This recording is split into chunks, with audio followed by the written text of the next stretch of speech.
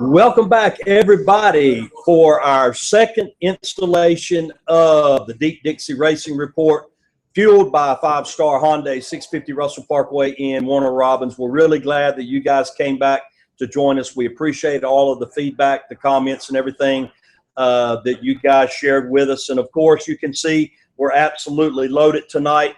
I'm going to be getting to these guys a little bit later on. We got Michael Davis here with us, and our champion, Kyle Livingood, is here with us tonight as well. And, of course, the staff with Deep Dixie, Carolyn and Leo Johnson back here in the mix. My buddy, Brian Hester, he's going to be joining us here in just a little bit. And, of course, my longtime friend, Dale Hall. And, again, we want to thank you for joining us. We will be doing this, the good Lord willing, every Thursday night from 7 p.m. until 9 p.m., and want to real quickly give a shout out to our friends, Mr. Raymond and Miss Amy Poor. They are the owners of the Rescues Smokehouse Grill.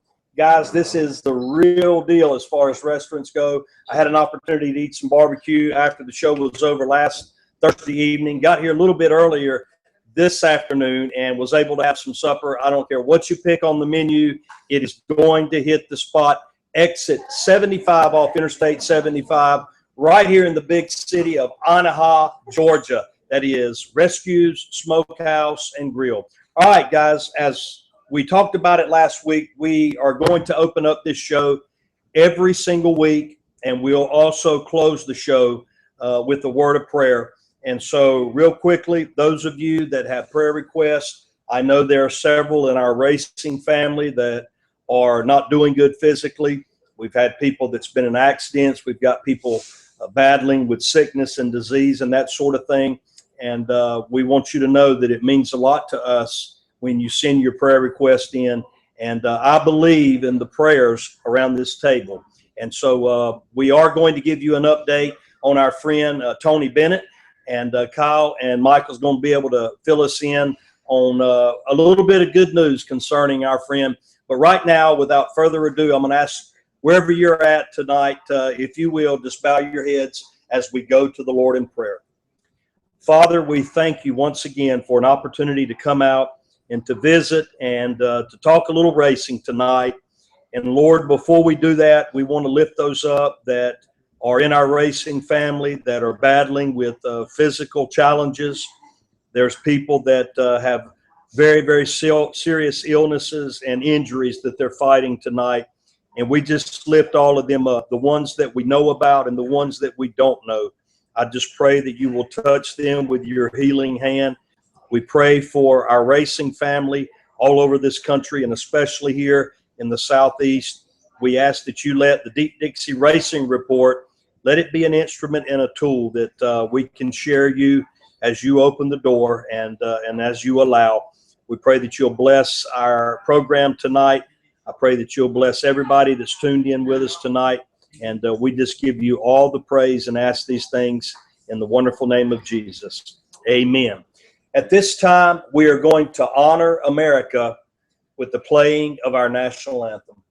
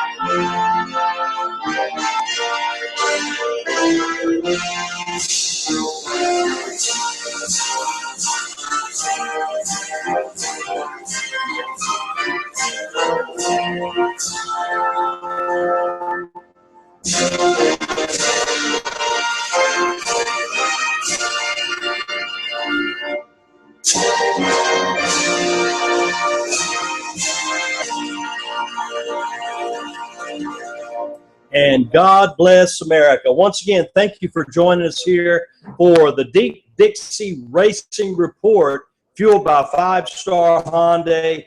Pastor Todd Sharon here, track announcer at Cochran Motor Speedway. And again, we are absolutely loaded tonight, joined with a couple of friends and a couple of guys that have a lot going on right here. Mr. Kyle Livingood and Mr. Michael Davis. Guys, it's good to have both of you here with us tonight. And let's start out our conversation with a little bit of an update on our friend Tony Bennett. So, Kyle, what can you tell us that has transpired over the last couple of days? Up until today was just touch and go. His family went in to see him this morning, and he was actually in a chair and communicating well. He's still on the ventilator, so he can't talk. But we got him a whiteboard, and he's writing complete sentences and communicating with his daughter and son-in-law and everybody that goes and sees him. So that's the biggest step in the last 8 days since he's been in there, that you can really improvement in. I think he's going to pull through. It's going to take a while, but he's still got a sense of humor. I'll put it that way. Kyle, for those that know of who Tony is and what happened in a nutshell, kind of give us an idea of how he was injured and where he's from, the track, and that sort of thing. Really don't know any details of the accident that happened on the ATV. But Tony's been a part of racing since he moved up from Central Florida. Well, I've been racing with him for 17, 18 years now. When I first started getting into racing, he was there with me. He builds chassis, builds cars. He's on just general repairs, builds bumpers for some of the late model guys. He'll bend over backwards to do whatever he can to help you. He's just all around good guy. And anybody that's on Facebook or Deep Dixie, or if you've been to a racetrack in the Southeast, anywhere from Ocala all the way up to Cochran, I mean, you probably know him or heard of him, or you've seen him at the racetrack. Update. And Tony, if you're tuned in, buddy, we want you to know that we're praying for you. I saw the really, really cool message that you sent to Michael and Kyle on the whiteboard. And again, we really do take that serious, guys. We want to talk about racing. And again, we're absolutely loaded tonight. Hopefully, this week's show, we do plan on speaking to representatives from the tracks as time will allow. I can also tell you we cannot confirm it, so I don't want to say anything until we absolutely get it locked down. But we are chasing an interview tonight from an absolute legend in racing. And once you find out who it is, you're going to agree with me. And I'm really hopeful that this gentleman will be able to call in and take part in our show tonight. Again, thanks to our friends here at Rescue Smokehouse Grill. Raymond and Amy Poor got a great restaurant here. Come check it out. Only been here about two months. Moved over here from downtown Ashburn. You cannot miss it. Exit 75. Anything you pick here is going to be good. I'm telling you, it's a really cool place to eat, and you're going to love it. All right, let's get back to our interview tonight. As I mentioned earlier, we're joined by two gentlemen that have been a large part of the All-Star Stock Car Series. For those of you that may not know what that is, it is a series that Carolyn and Leo Johnson, a couple of my friends and coworkers here, that they promote this, and they've had excellent success. And we're joined with Kyle Livingood, who is the reigning All-Star Stock Car Series champion, and also from a buddy down in my neck of the woods, Mr. Michael Davis. And Michael, I'm going to start out with you. I think, if I'm not mistaken, you struck first blood this year, winning the first race out of the box. Tell us about your win. Well, first, let me I just want to tell Tony, since he's watching, man, I appreciate the message on the whiteboard, and I'm going to hold you to that. So you better make sure you get better and at least get to the next couple of races. I'm pretty sure you won't be at Waycross, but you're a fighter, and I know you'll be there before the season's out, and I'm going to hold you to that message there, buddy. So get well. Hope you get well soon. We're praying for you, and we know you'll pull through. But, yeah, we got lucky at North Florida, man. You know, just hit it. You know, sometimes you hit it, sometimes you don't. We got lucky and we hit it in the feature. had a good race with the guys, especially Bud. You know, he's tough to beat. He's going to be tough to beat. Just coming up next weekend, and we go to Waycross too. So. Okay. Well, congratulations on that win, man. I tell you, I've seen Michael race a lot down at Cochran. This guy is a hard charger. Michael is a solid driver. Don't make a whole lot of mistakes, and he wins often in our area. And I know that he is going to enjoy following this series. And by the way, just before we get to the questions, the next race coming up will be at Waycross. It's going to be on the 28th of this month. It'll be the last Saturday of the month.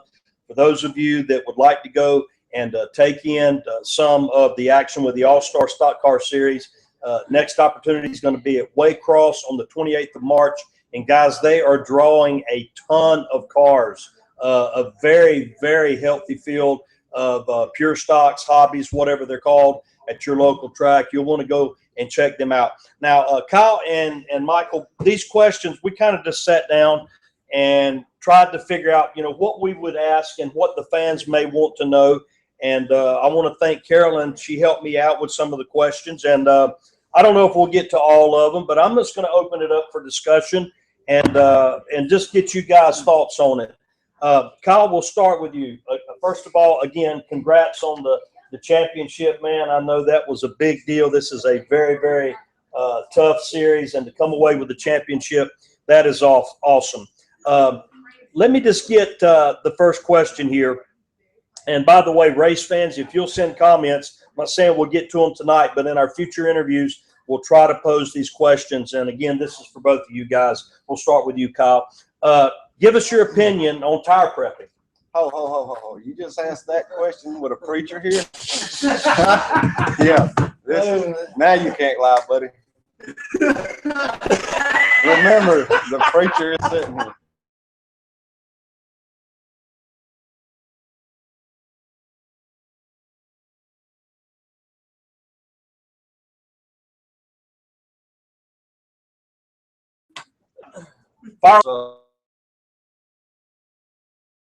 He would.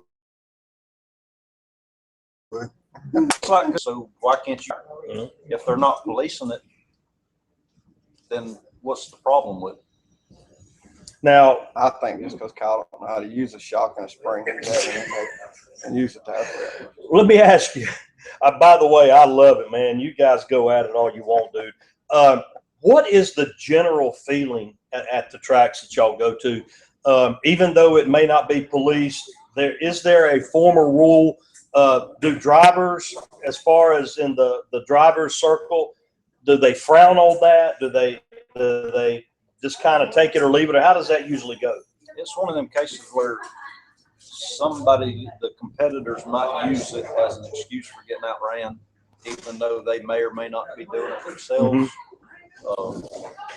And it depends on the class too. There's certain classes that are more, probably 98%, if not 100% of the field's doing it. For some of the lower classes, it might be 50%, it might be 5%. Nobody really knows because nobody wants to talk about it. Right. I believe it's more like a 50-50 deal. Some people just, they look at it as a money ball game because it's very, very expensive. And a lot of people, you know, say it shouldn't be allowed just because it costs so much money. And it's, you know, and then some people say, why not? Like he says, he agrees. I disagree with it. He agrees with it, you know, but I don't see where, you know, plus the chemicals are dangerous too, you know, so. Now you can play that card, but still, if you're not going to police it and there's not a good way of policing it to be 100%, it's not a black and white rule like an adjustable shock. You can't take it off and look at it and say, yes, you got to send it. You got to send the tire off to a lab. You got to depend on somebody else to make your call. It's too hard to police. Right. Well, my next question was this. This wasn't something that we had originally was going to ask, but just for my own curiosity, when it comes to tire prep, first of all, where do you get it? Is this homemade stuff? Is this a concoction of, I mean, where does it come from? Come on now, we asking the hard question. Where do you get it, Kyle? I never said I did have it, or I have ever used it. Is that why Saran wrap stock went up? I like to keep my tires clean. How about that? There's multiple places. I mean, in the go-kart world, if you can get on the right tire prep, you can't get beat. Yeah, absolutely. Absolutely. There's companies, That isn't the major question he corporations asked. that's making it. He wants to know who you get your tire prep from. You Well, can that's get the way tire I heard prep that in conversation. multiple different places, the internet. I mean, Right. if you know people at Right. certain companies, you can get it. I mean, I get mine at Home different. Depot. It's called Simple Green. Fair enough. Fair enough. Dale, what you got over there, man? Hey, guys, listen.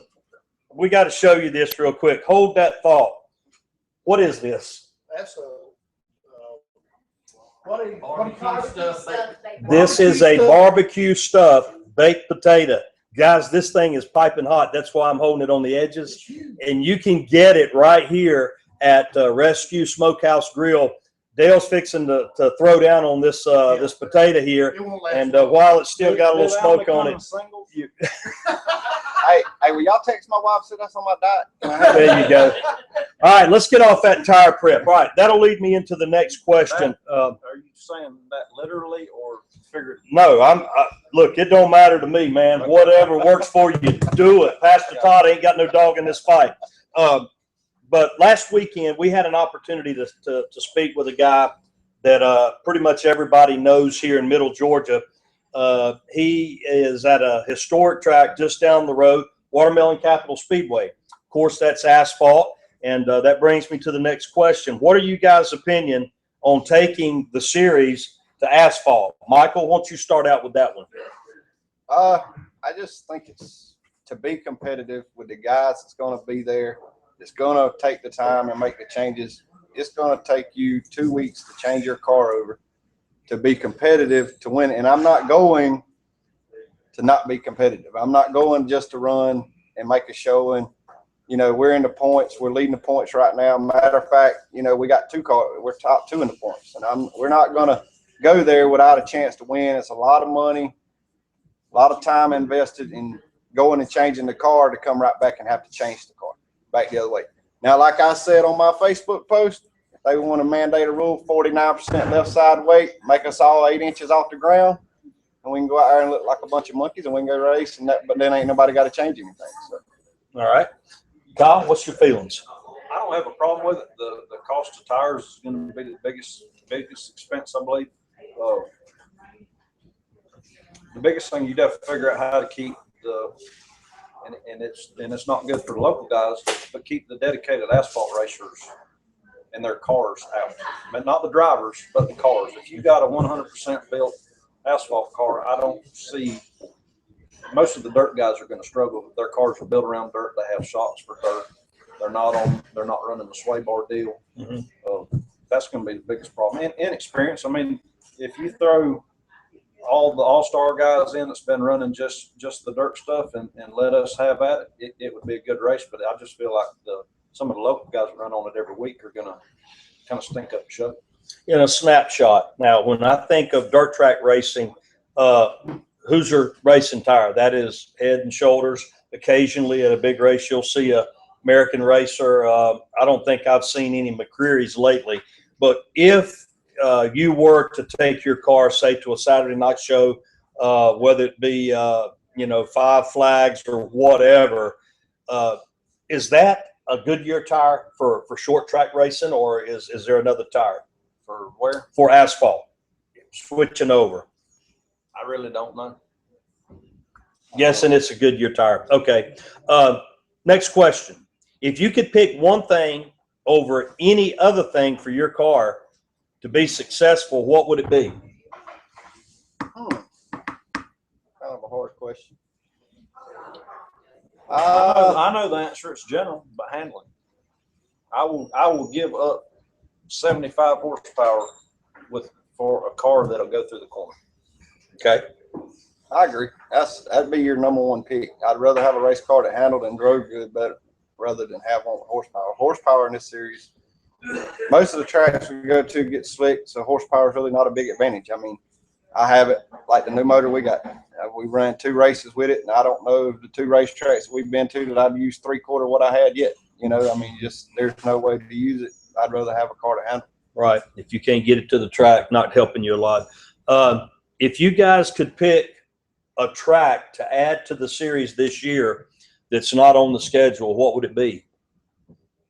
I want to go back to Volusia for the 2-day deal like they used to have with the $10,000. You know, where the people could go down, have a weekend. A lot of the guys used to go fishing. You know, wives and kids used to go to the beach, that type of thing. I mean, it was fun. It was, you know, everybody seemed to enjoy it back then. Or either go north, just because we've never been able to go north and race because we're way out of the classes that they've got north of here, like Sonoya, Rome, and places, and Dixie. And I'd either like to go there or go Volusia or somewhere like that. Okay.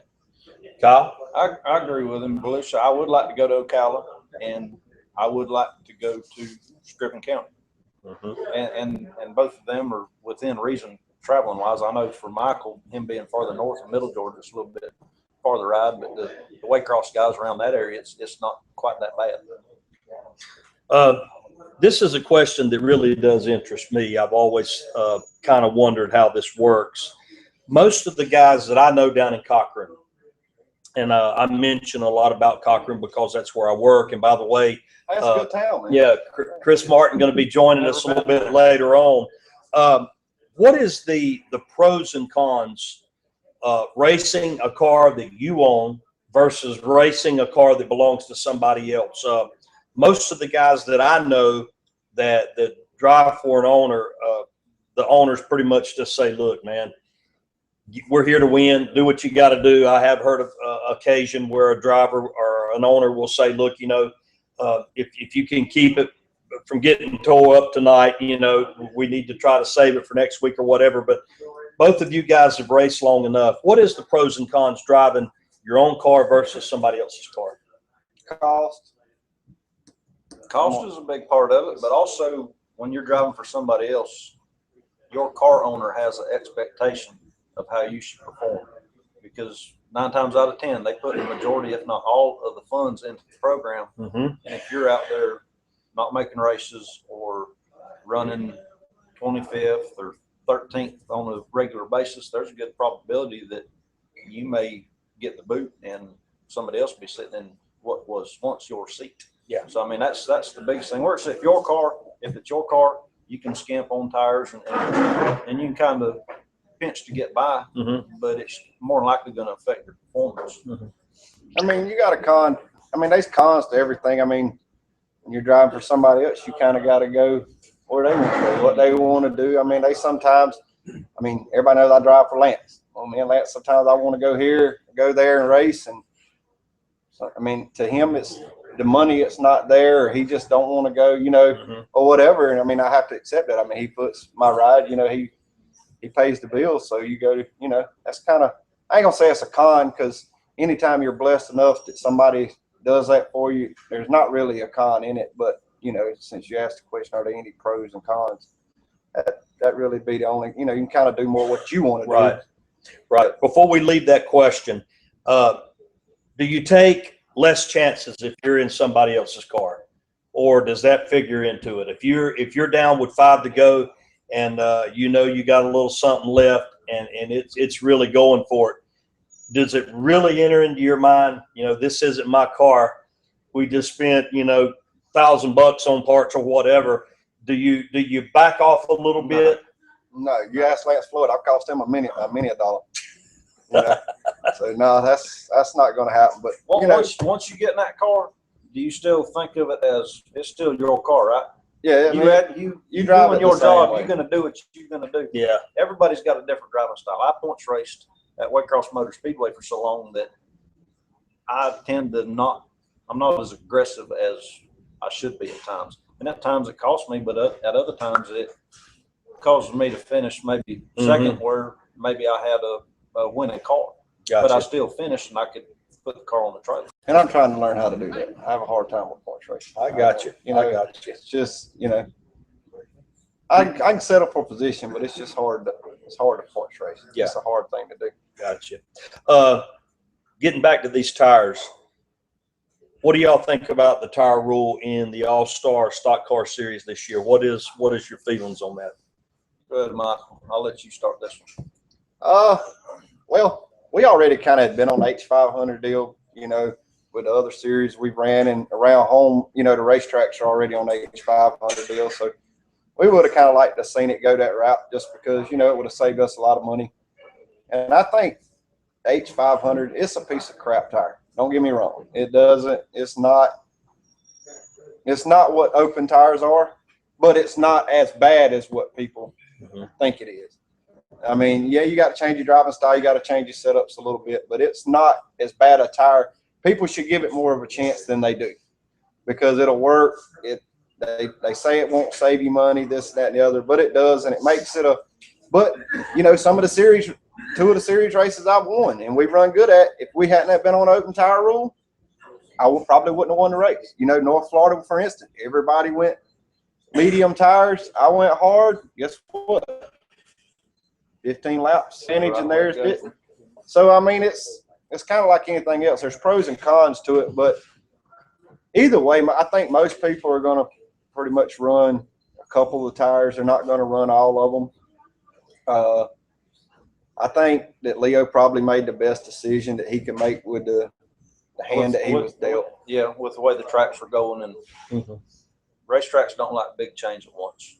And I think the racetracks need to look at it as a one tire. They need to, because I heard some of the racetracks say, you know, you can't, that tire won't handle, this tire won't handle. Well, you don't know until you give it a shot. You know what I mean? And you can't take guys and throw guys out there on a car and say, okay, you're going to run H500 this week, and then judge that tire after that week, because you got hammer down type drivers. Well, their driving style is not going to work on H500, you know, so many variables. For those of you that are just joining us, welcome to Deep Dixie Racing Report. And of course, I'm joined up here with our reigning All-Star Stock Car Series points champion, Kyle Livingood, and Mr. Michael Davis, who has scored the first win of the series of 2015, winning here at North Florida just a few weeks back. The next question that I have on the body rule. Now, this is something that I know that, again, around Cochran and being around a lot of guys that race down there, there's been a little bit of argument about the body rule this year. What are y'all's guys' thoughts on that? We talked about the tires. What about the body? Barry Franks, I'm getting me one of them 2-second nose pieces you got. Is it 2 seconds now? That's what I'm I hearing. thought it was 2/10. But No, it's 2 seconds. Okay. That's what I'm My hearing. personal opinion with the body is that somebody has to do something to keep it in check. I don't think it has gone too far. It's not gone as far yet as what people lead it to, what they're trying to say it is. The cars still look like what they're supposed to be. And people are just massaging things, but you do have to have a standard to go by. But I don't think that it is as bad as what a lot of people say. Have you seen my nose? I'm pushing a bulldozer. So Yes. I don't agree with that. I mean, we're running maybe 80 miles an hour at most of the racetracks we go to. I mean, yeah, you got to keep it in check for the look. I think that's Leo's main thing. He's looking at, he wants it to be a stock car, so he's wanting them to favor more tightly. But man, you can't find bodies anymore. I mean, and plus, it's like anything else. You may got a good looking truck. I got an ugly truck. I mean, some people, they got ingenuity and they gonna make their cars look good. Why should they be punished because they got a good looking race car? Because that's 90% of it. You roll up to a racetrack or you roll up somewhere, and everybody out there has got bone stock looking cars. Well, this guy over here spent a little time. It didn't cost him any more money. He just spent a little more time and a little more creativity to make his car look good. So he's going to be punished because he's got a good looking race car. I mean, I just don't agree with that. And you get the intimidation factor too. If you pull up, if I go to someplace different and I pull up and I see a good looking trailer car, a good looking car sitting on jack stands, I mean, that you go to asking, you know, is he the one to outrun here? Okay, guys, having said that, now I think both of you is pretty much middle of the road on that. You're not real uptight about it. You're coming down to the last race of the year, and you're in the hunt for the series, and somebody comes up with a different body than what you got, you get beat out. Are you still going to tell me the same thing? That really didn't matter. That body didn't beat me. All right. Fair enough. That body didn't beat me. Fair enough. Unless they let it go so far with the wedge, late model noses, and Right, let right. down the sides of Right. it. I got you. It's not that big of a deal. That body didn't outrun me. I mean, But you still got to have outline. Yeah, I mean, you do. You got to have it. Well, the main thing is outline is for the look. It's and there's some stuff that's advantages, maybe, but most of it's basically for the look. The biggest advantage is maintenance. You get a door caved in and it's aluminum and you can take it off and fix it. The fenders, you can take them off. You can work on your motor. You can work on your stuff. Because, I mean, people, why you want to dig around up under a fender? You're hitting your head on it the whole time. Take all that off. You can stand right there over it. You can work on everything, work on your motor. Everything's quicker, easier. So, folks, if you're just joining us here at the Deep Dixie Racing Report, sponsored by 5-Star Hyundai of Warner Robins, I'm joined by Kyle Livingood. He is the reigning champion in the All-Star Stock Car Series, and Mr. Michael Davis, who is the winner of this year's first race in North Florida.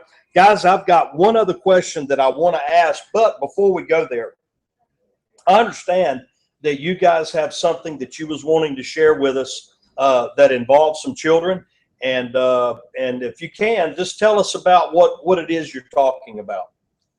well, the first thing we want to unveil is our bromance that everybody's talking about. Hold on now. You know, we get accused. All right, now wait a minute. Say that again now. We get accused of this bromance. It includes Leo Johnson. Yeah, Leo's included in it. Wow. You know, but the truth And is, the and I other want two, each, like I said. but I do want to let this be known. The truth is, but I really don't like it. I just want to get that across right now. Hey, Really? just for the record, fans, Pastor Todd, don't swing that way now. I'm just here asking the questions. All right, let's go. No, really. Me and Kyle got together, and we wanted to do something for the kids and for the fans.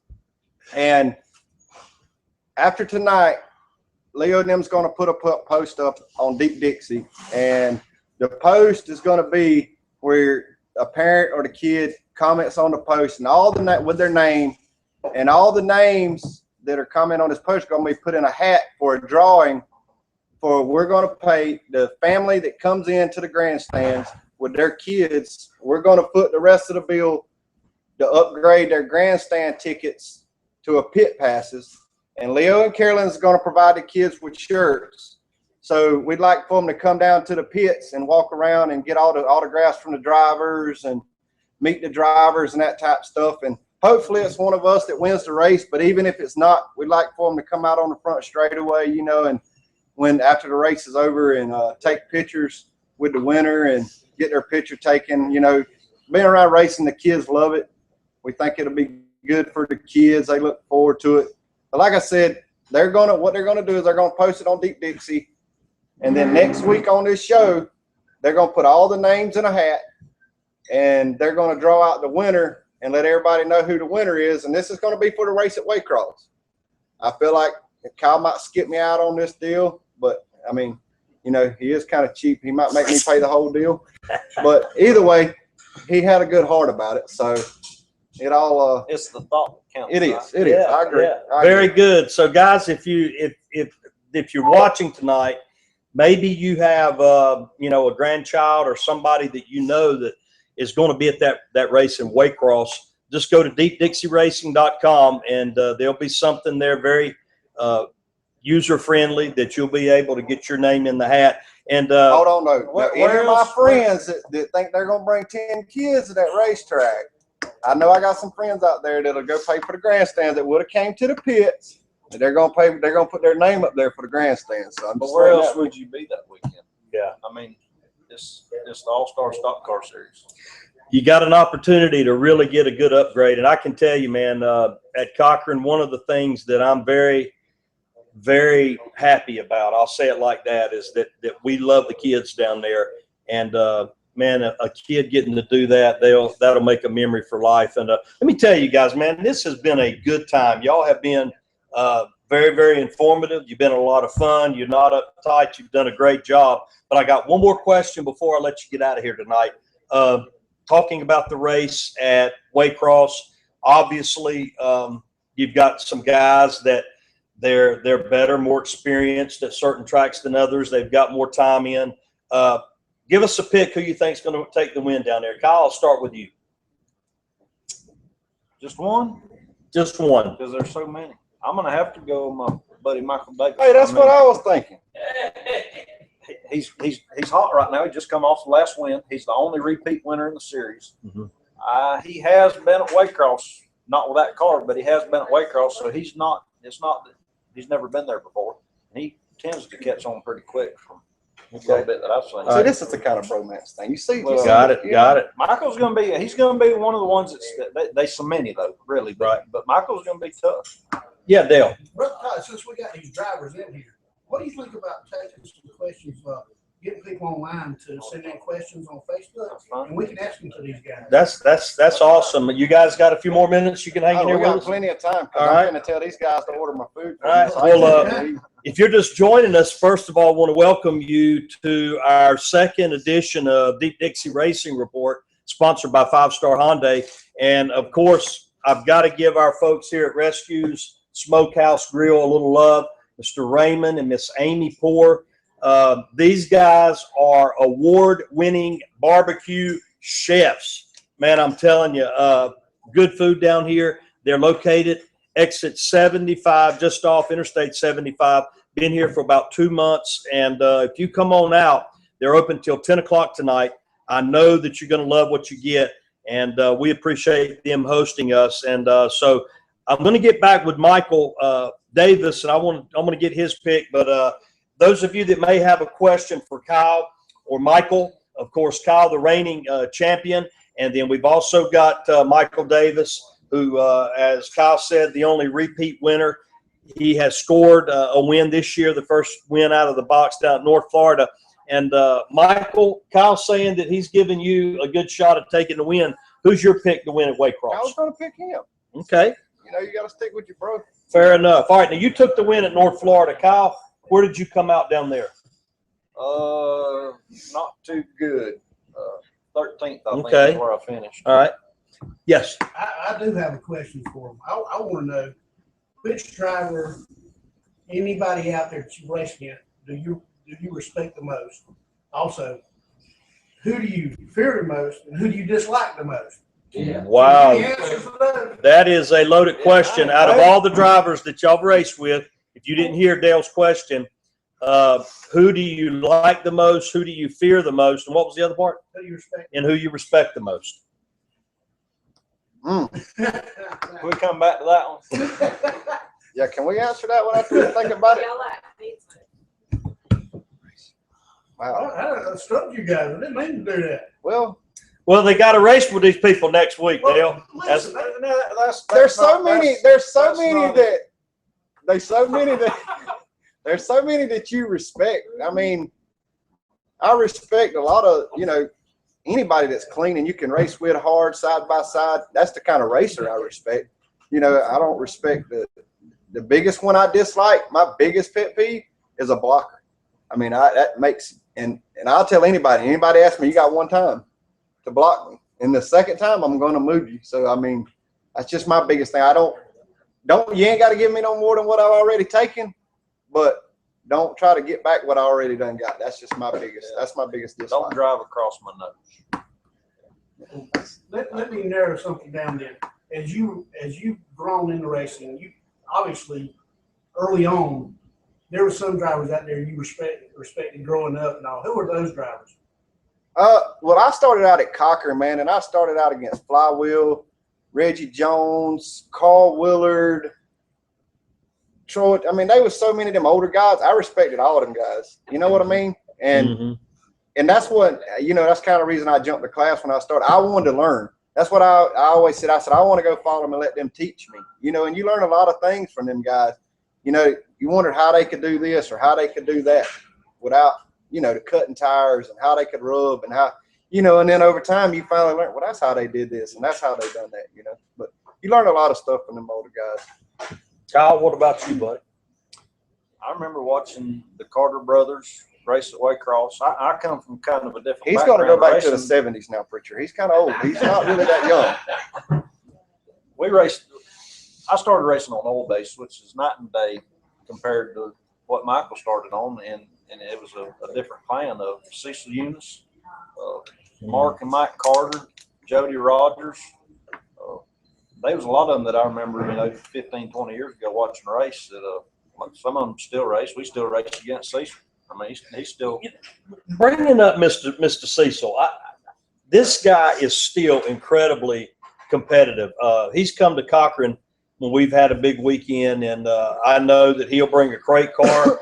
Sometimes he'll bring his national late model car, do double duty. But this is absolutely, with all respect, but Mr. Cecil, he's not a rookie anymore. So somebody told me that Mr. Cecil was maybe close to 70. Does that sound right? He's up there. But man, I'm gonna tell you, man, this guy is the real deal. He's a winner. He's been to our place and always ran really well. So, Dale, do we have any questions yet from any of our audience? Once again, Deep Dixie Racing Report, fueled by 5-star Hyundai 650 Russell Parkway in Warner Robins. Mr. Mike Hurd and the staff down there always do a real good job. Very, very kind and generous people. If you have an opportunity to go take a look at a new vehicle, a pre-owned vehicle, they've got an outstanding inventory and one of the strongest warranties in the entire industry. So our thanks to Mike Hurd and the folks at 5-Star Hyundai. They are the sponsor for Deep Dixie Racing Report. And by the way, on that note, we've got a question coming in. Anybody that would like to come on board as a sponsor, we'd love to have you. It's very effective. It's very affordable. And simply just get in touch with Dale, Carolyn, Leo, myself, or visit the Facebook page or the website. All right, we've got another question coming in. Carol, what you got? All right, Chris Lovett wants to know, Kyle, where is your spit cup? And Michael, who do you think is your biggest threat other than yourself in the series? My spit truck's in the truck. Dang, you got a problem. Is that a spit cup or a spittoon? What is it? It He's comes got and a goes. truck to haul it around. All right.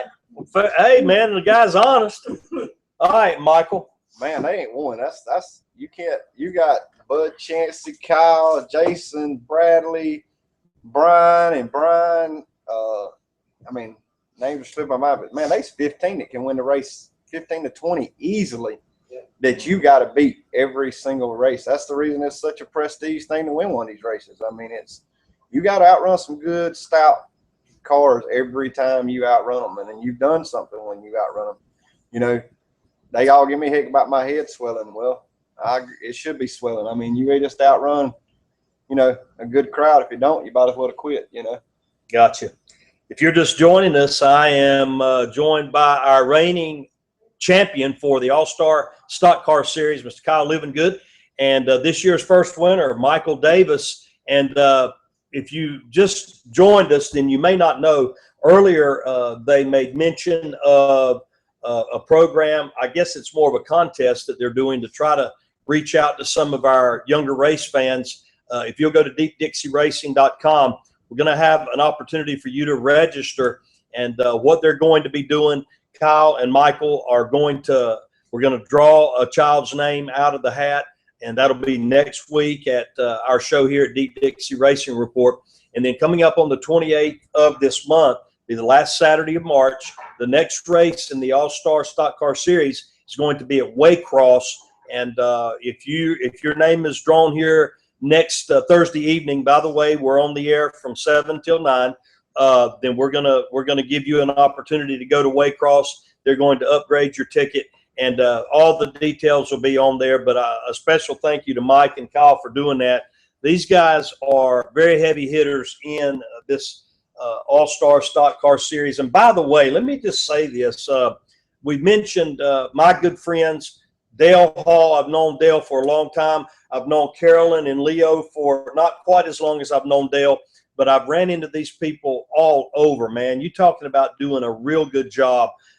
If you're not familiar with DeepDixieRacing.com, which I can't imagine nobody doesn't know about Deep Dixie, man. They have the best coverage, and I'm not just saying that because they're here. But these folks, man, they work hard. They travel all over the place. They always provide us with excellent videos. They have a real special thing that I love. It's called the slideshow story. And they put music to, a lot of photographs, interviews. There's all kinds of things. Don't forget about at the end of the year, the Down and the Dirty. Yeah, the worst and the worst crashes are the good, the bad, and the ugly, or something like that. Yeah, I think that's still posted. Okay. But anyway, Carolyn and Leo, a husband and wife team that have started this all-star stock car series. And what it is, guys, it's not a late model or super late model. It is a pure stock and a hobby division. And I have been told that these guys have drawn as many as 51 entries for a regular race, man. So if you're a hobby driver, a pure stock driver out there, and you're seeing this broadcast tonight, check it out. The All-Star Stock Car Series. Next race coming up a week from Saturday at Waycross Motor Speedway. What's our next question, Dale? Somebody want to know who their favorite NASCAR drivers are. Okay. Favorite NASCAR driver? Tony Stewart. I like Kyle Busch. Okay. His personality ain't all that, but his driving ability. I'm a Earnhardt Jr. fan too because of who his daddy was. Pray for him, preacher. Pray for him. Kyle Busch can wheel a race car. I agree with you on that one. What made y'all start running the All-Star Series? Level of competition. Hey. Michael was telling me just before that we started that running at Cochran. And by the way, if you come to Cochran, Cochran's been there, what, 30, 40 years? There's a good field of cars. And a lot of the guys that you mentioned and Kyle mentioned, Flywheel Floyd, somebody that comes to my mind. A lot of guys down there in that pure stock division. But now when you go and you tour, you're not just up against maybe a half a dozen good drivers, but with 51 cars, I want to know, generally, how many cars does most of the track start? Is it 24? If 26 show up, will they start 26? But if you got 40 plus cars that come in, somebody's going to load up and go home. So, imagine that, guys. People coming from all over, and you got 50 cars. There's no guarantee you're even going to make the show. You got to work to do that. So the level of competition is absolutely a good reason to get involved in that. And that's something that if you don't make the show, I've went to big races. I went to Cochran before for big races. And I made it. And I'm sure Michael's went to Phoenix City and maybe stepped on something and didn't make it in. It's just it's part of racing. That the competition level's that high. That was the biggest thing I was worried about in North Florida. I was scared we was going home and wasn't. I mean, literally, you going home on the trailer and what was. And they were several good cars that didn't make it. Good cars. Several good cars that didn't make it. It's just that's the way it goes. I don't want anybody to get discouraged in themselves or their ability and not go back because it happens to everybody. Right. It's as easy to go home as it is to stay. Yeah. We have a question from Brian Hester. He wants to know who the best dirt track driver you've ever seen was. Best dirt track driver, any division, any era of time. I like Billy Moyer. I think all around on a slick racetrack, wet, heavy racetrack, Moyer, he's got some age on him now. He might be giving up a little bit, but for the long haul, Moyer's pretty tough. Doesn't say Boomer. He's jump on the bandwagon like everybody else. How many races has he won? I mean, it's hard. Let's go back to the tire prep. Well, I mean, they all tire prepping now, so what does it matter? I mean, he's one of the best. I mean, there's a lot of great guys, but he's probably. Well, don't he have the most wins about anybody? That's big wins. Brian Hester, you know Hester. I mean, don't Scott Blomqvist have the most big wins of anybody? Yeah. I mean, so who is the best, Kyle? I mean, it's. Kyle Chappelle wants to know, what is your favorite track? What's your favorite track? Favorite track. I like the way East Alabama was. I'll put it that way. The way Phoenix City was, even in the daytime, I liked it. All right, tell me what you mean by was, then and now. They did something to it. I don't know if they took banking out of it or changed the clay, but it's different. It is not like it was, 2 years ago? Yeah. It's different. There's something different about it, and I don't. The first time I set tires on Phoenix City, I got out and I told Tony Bennett, me and him had carried something we'd throw together. And on the second lap, I run around that thing wide open in a hobby car. And got out of it, and I told them I was moving to Alabama where I could race at that racetrack every week. It was, I love it. All right, Michael. That's hard. I liked Brunswick when we went down there last year. That was a fun racetrack you could move around on. It's a rarity here in Georgia to have racetracks that you can race 2 and 3 right on. Scriven, before he put the banking back in Scriven, or put the banking in it and everything like he done, 5-6 years ago when he done that? Before he done that, that was by far the best racetrack around anywhere. You could race full wide all the way around that racetrack, never touch, never hit, from green flag to checker flag. That was probably my favorite when it was like that. Folks, if you're just joining us, Deep Dixie Racing Report, this is our second week of doing this. Glad that you took time out of your busy evening to spend some time with us. I'm joined by Mr. Kyle Livingood. He is the reigning points champion in the All-Star Stock Car Series, and Mr. Michael Davis, who took his first shot at North Florida and scored the win down there. Next race coming up on the 28th of this month, a week from Saturday at Waycross Motor Speedway. Hope that you can go down there and check that out. Dale, we got any more questions, buddy? Any more questions? All right. Well, guys, it has been an absolute honor. We've had some fun tonight. You guys have been very, very informative. You've shed a lot of light on the All-Star Stock Car Racing Series. And just any parting comments that you'd like to share. Again, thank you for bringing us an update on Tony. And for those of you that just tuned in a little later, Tony Bennett, of course, he's improving little by little and was able to scratch out a nice message on a grease board from his hospital room. So, Tony, if you're still watching, buddy, God bless you. I hope I get a chance to meet you real soon, man. You seem like you'd be my kind of guy. And we're pulling for you, buddy. Hope that you get well soon. Final comments, Kyle. What do you want to share with us before you get out? I've got a lot of messages on Facebook and text messages about the stickers that were made. Wes Wally at VIP Signs and Graphics got them done. He just sent me a text. We're gonna take donations when you receive a sticker. If you got something, $1.50. If you don't have anything, $100, whatever, to help out with Tony's family, because his daughter's going to be the one taking care of them, and they're having to relocate from Virginia, so they've had to move their 2 daughters down here. And right now we got it set up where they're staying fairly close to the hospital, and none of that's free.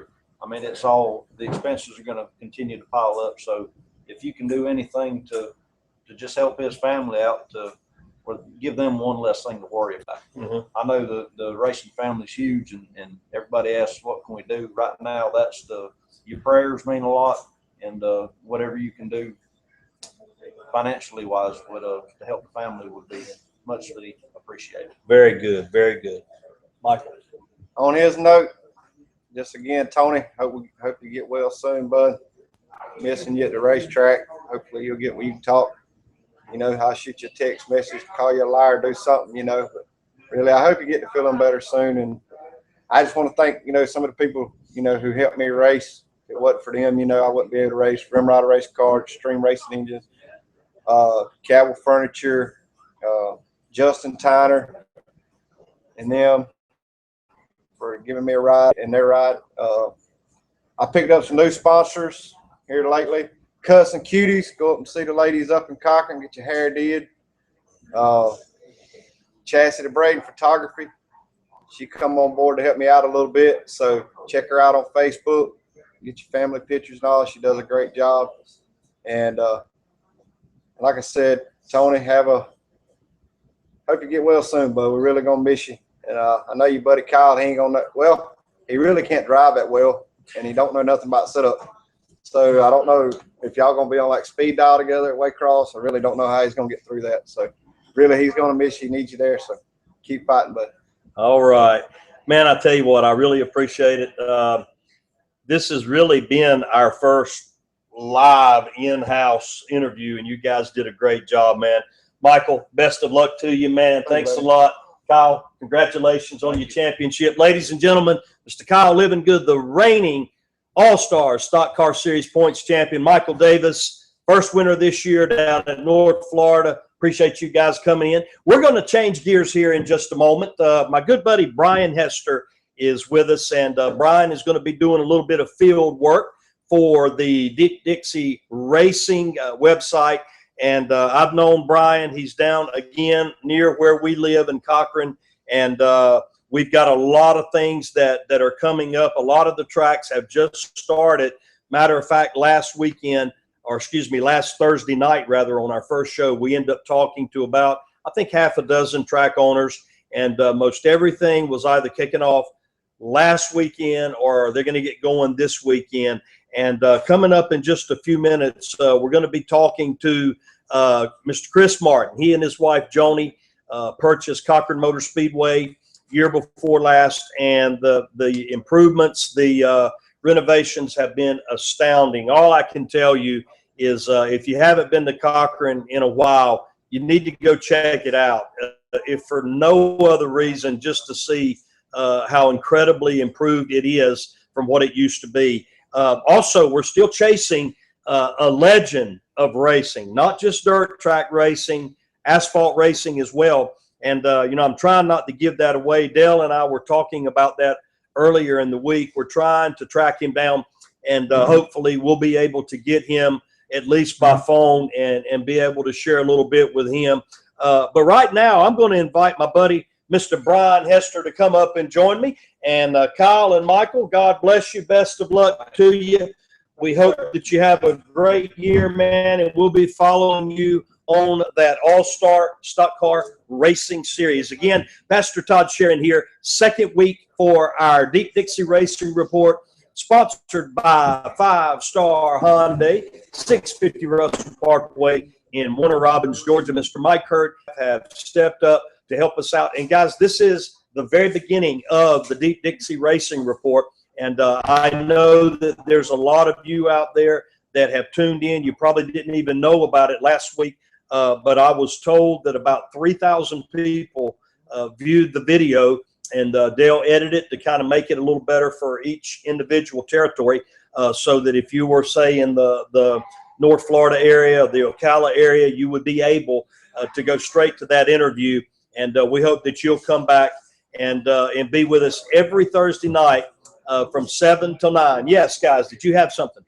What I was going to tell you on that video, and if they'll click on the YouTube video itself, if they will look under the comments, they can click on the times, and it will take them to the area of the video they want to view. Like if they wanted to see East Alabama's update and all, they just click on that time beside their Brian Thomas's name, East Alabama's name. It takes them straight to that. Okay, guys, if you it's a 2-hour show, and of course in the beginning you're working out the bugs, and we actually were testing out our equipment. We didn't really know until afterwards that the camera was rolling. Of course, the show didn't start until 7, but we've got that taken care of. So if you want to go to last week's show, you can go down to the comment section. And like I said, we spoke with Brian Thomas at East Alabama Motor Speedway, Michelle Stone at Waycross, Daryl Corson at Golden Isle, Phil Gardagno of North Florida, Eddie McDonald, Watermelon Capital, Scott McAllister, Bubba Raceway Park, and Mr. Joe Hall of Smokey Harris Speedway. If you'll go down to the comment section, unless you just want to see the whole show and listen, you can go straight to your track, and you'll hear the interview, and you'll hear everything that we talked about pertaining to your particular area. Just before Brian and I enter into our conversation, again, I want to say thank you to our friends at Rescues Smokehouse Grill, Mr. Raymond and his wife Amy Poor, and they have got a super staff. I mean, these are sweet people here.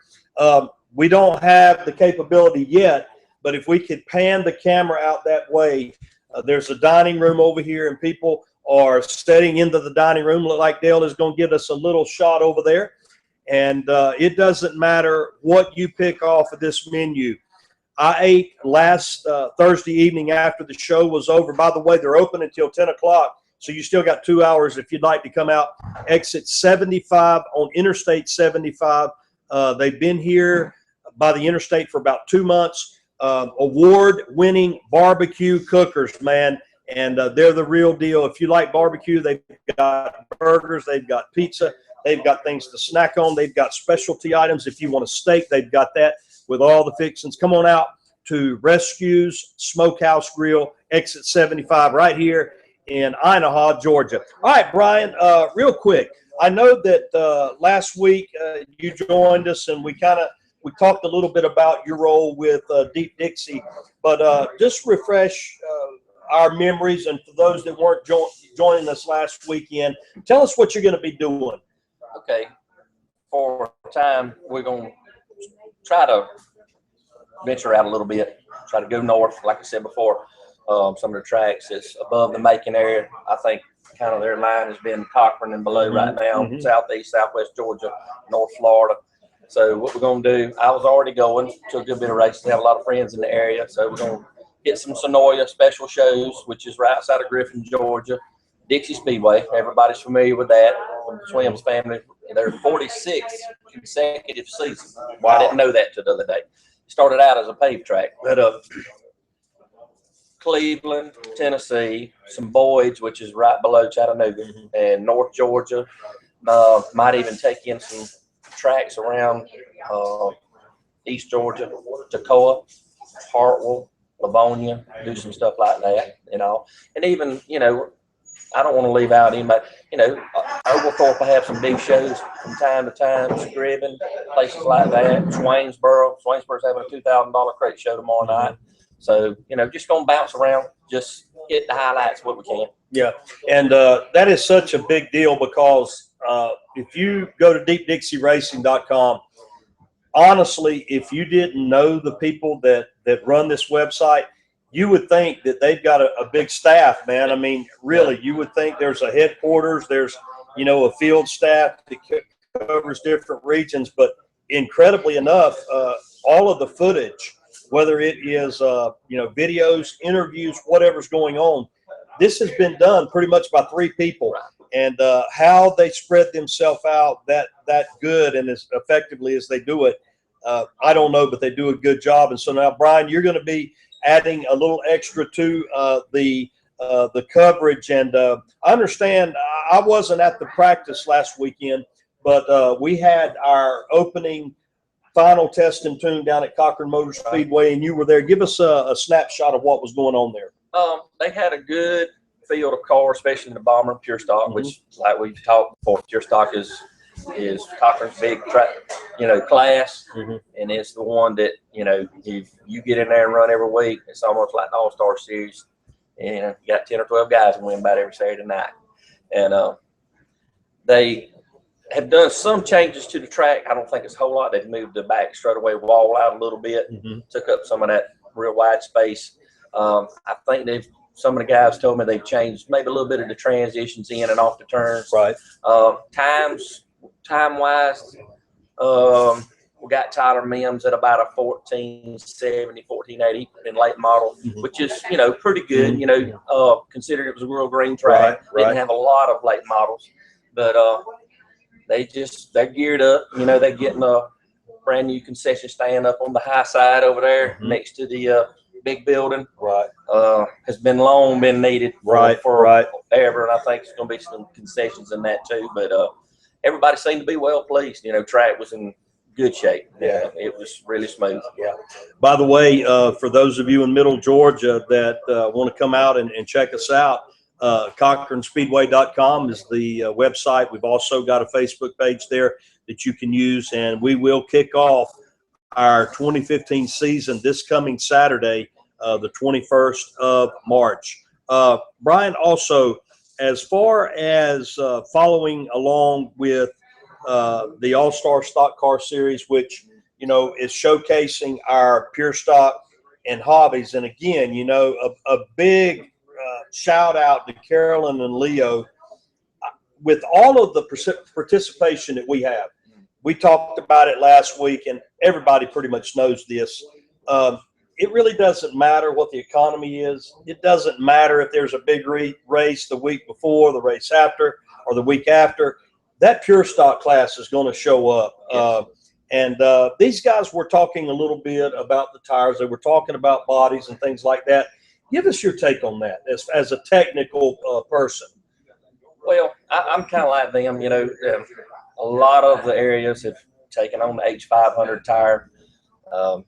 I really don't have an opinion on how the tire feels because I haven't never run on one. There's either a big plus or a big minus on the H500. So as far as that goes right now, I think as far as economy wise, I think it's helped out as far as tire wear and stuff. Now the body wise stuff, I think as long as the cars have stock conforming roof, stock conforming back quarters and stuff like that, no flat decks and stuff, kind of Camaro should look like a Camaro and Monte Carlo look like a Monte Carlo. I think it should stay kind of like it is. If you don't, it'll progressively get worse and worse and worse. I remember years ago what the National Late Model Sportsman Series is now actually look like what the Super Street cars look like now. That's what it was back in the late 90s. Right. Now you see it's a full-blown late model. That's right. So it will progress because racers are going to do a little more as they go. You know, it's there's an old saying in racing, and I guess this would apply to about any sport. If you ain't cheating, you ain't trying. I've heard of that before. And, you know, racers are going to push the envelope. Yeah. There's been times that I've seen guys go out, and maybe if it's just for the emotional part. Yeah. You know, I remember a driver here recently at our place that went out, man. It was a very popular win, a legend. And, you know, nowhere near meeting tech. I mean, you know, way off on the weight, manifold, the whole bit. And, you know, pretty much said, look, I just wanted to win one more time for my family. And, but I remember that. Yeah. I do. Yeah. And that's part of it. Sometimes you just, you that's a feel-good-ism that, you know, you can't help it. That's true. That's true. Well, as far as beginning this weekend and, you know, we're kicking off the racing season, give us an idea, give us a rundown about what you got going on. Well, on the way down here, my plans was tomorrow night was to go to Cleveland, Tennessee. Cleveland's an old track, built in probably late 50s, early 60s, was actually originally built by Joe Lee Johnson family, Ronnie Johnson's dad. They had their big annual Shamrock race tomorrow night. It looks like right now, track hasn't posted anything, but Ray Cook Series, I believe, has. They're going to postpone because of so much rain. The track was fine, but the pits was real muddy. Right. Haven't got anything news on Boyd's yet. It was going to be 5,000 to win tomorrow night at Cleveland. Boyd's is running Saturday night, which is right below the state line there. 4,000 to win another Ray Cook sanctioned race. So if it works out, I'm going to try to go to that. So, and just up the road there, 411, they're having the Chevrolet Performance Series, which is, I think, the CT 525 cars, and I believe they're paying like 4 or 5 to win. And also, haven't really made up my mind yet, but we're going to see what happens. And if that all falls apart, then probably go to Cochran. Gotcha. Yeah, Brian Hester, he's going to be adding a lot of coverage to the already super coverage of DeepDixieRacing.com. And Dale, I'll tell you what, while Brian is here, do what? Y'all want to take a break and come back? Yeah, let's do that. Guys, if you're just tuning in late, again, thank you for joining us. Deep Dixie Racing Report, sponsored by 5 Star Hyundai, Pastor Todd Sharon, along with Dale Hall, Karen Leo Johnson, Kyle Livingood, Michael Davis joined us tonight. Mr. Brian Hester here with us tonight, giving us a little bit of input. Well-known, famous track worker. Mr. Heath Rowland. Mr. Yeah, Heath that's Rowland. my four-wheeler buddy. Keeping them straight down there at Cochran Motor Speedway. I tell you what we're going to do. We're still chasing an interview. And, guys, I hope we can get this in. But I'll tell you what, whether we get him or not before the show is over, I'll tell you who it is. And hopefully we'll be able to introduce him live, and you're going to love it. Look, I'm not trying to tease you, but this is something that you're going to want to hear. If we can get this guy, it's going to be awesome. Right now, we're going to take just a short time out. We'll say maybe 5 minutes, maybe a little bit less. We're going to try to see if we can get Mr. Chris Martin on the line. Chris happens to be my boss man, and last weekend we had so many guests. Chris said, look, you know, I could come on, but I'll tell you what, let's just wait a week. And opening up the Cochran's opening race will be this weekend. And so I told Chris we would try to give him a call and find out a little bit what's going on with the changes. And we'll probably get a few more phone calls. And we're going to take some of your questions. And we're getting to the point to where we can take questions live on the air. We want to be able to do that. And guys, listen, our plans is to take the Deep Dixie Racing Report on the road when we get a chance to do that. We're not quite capable. Right now, our home base is right here at Rescues Smokehouse Grill. I love coming to this place. The food is great. It's got a nice atmosphere. You're going to be comfortable. The food is very affordable and it's delicious. And we appreciate Raymond and Amy Poor and their staff here for allowing us to come. Award-winning barbecue cookers. And you still got time to come on out, man. You got plenty of time. They're open until 10 o'clock, exit 75 right here in Inahaw, Georgia. All right, we're going to step away and take a short time out. We'll be back with much, much more straight ahead from the Deep Dixie Racing Report.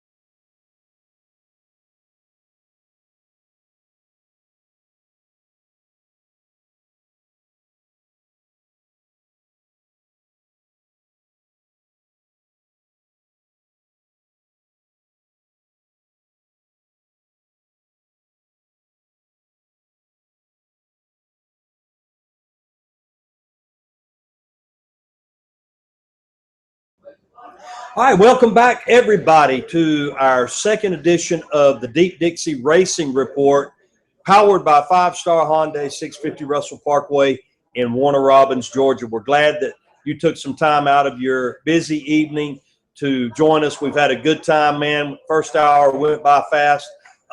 We are joined tonight by our reigning All-Star Stock Car Series champion, Kyle Livingood, and the first race winner of the 2015 season in that series, Mr. Michael Davis. And we had these guys on, I guess, for probably maybe an hour at the beginning of the show.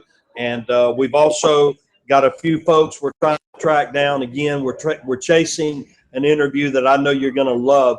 Hopefully we'll be able to get that nailed down.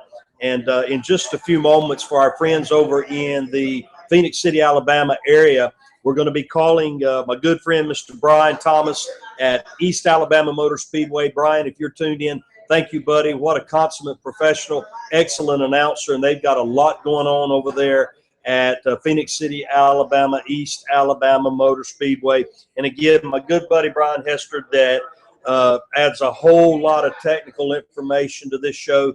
And he's going to be doing a lot of coverage in different regions, helping out Dale, Carolyn, and Leo. And, of course, myself, Pastor Todd Sharon. I am the track announcer at Cochran Motor Speedway, and I'm honored to be the host of the Deep Dixie Racing Report.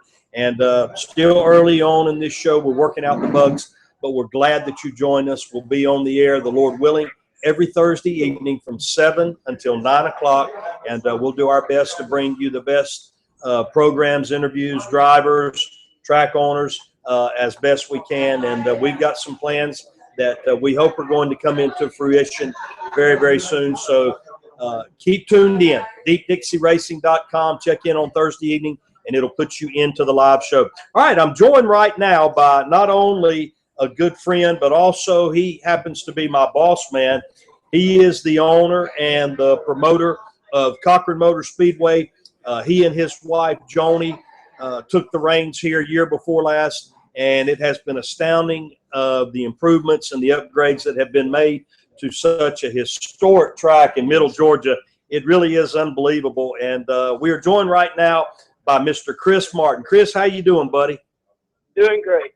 Glad to have you, man. I know that you've been down in the mud stomping around as you're getting ready to open up the 2015 season here this coming Saturday. Kind of give us an idea of what's going on with some of the changes and the upgrades at Cochran Motor Speedway in this offseason.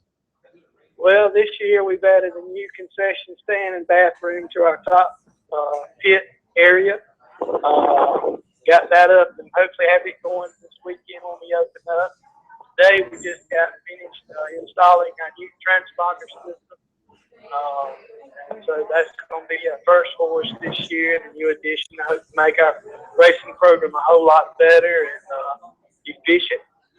We had a lot of close calls last year on checker flag finishes, and we felt like this was a necessity for us moving forward to assure our races that we're doing the best job possible at Cochran Speedway.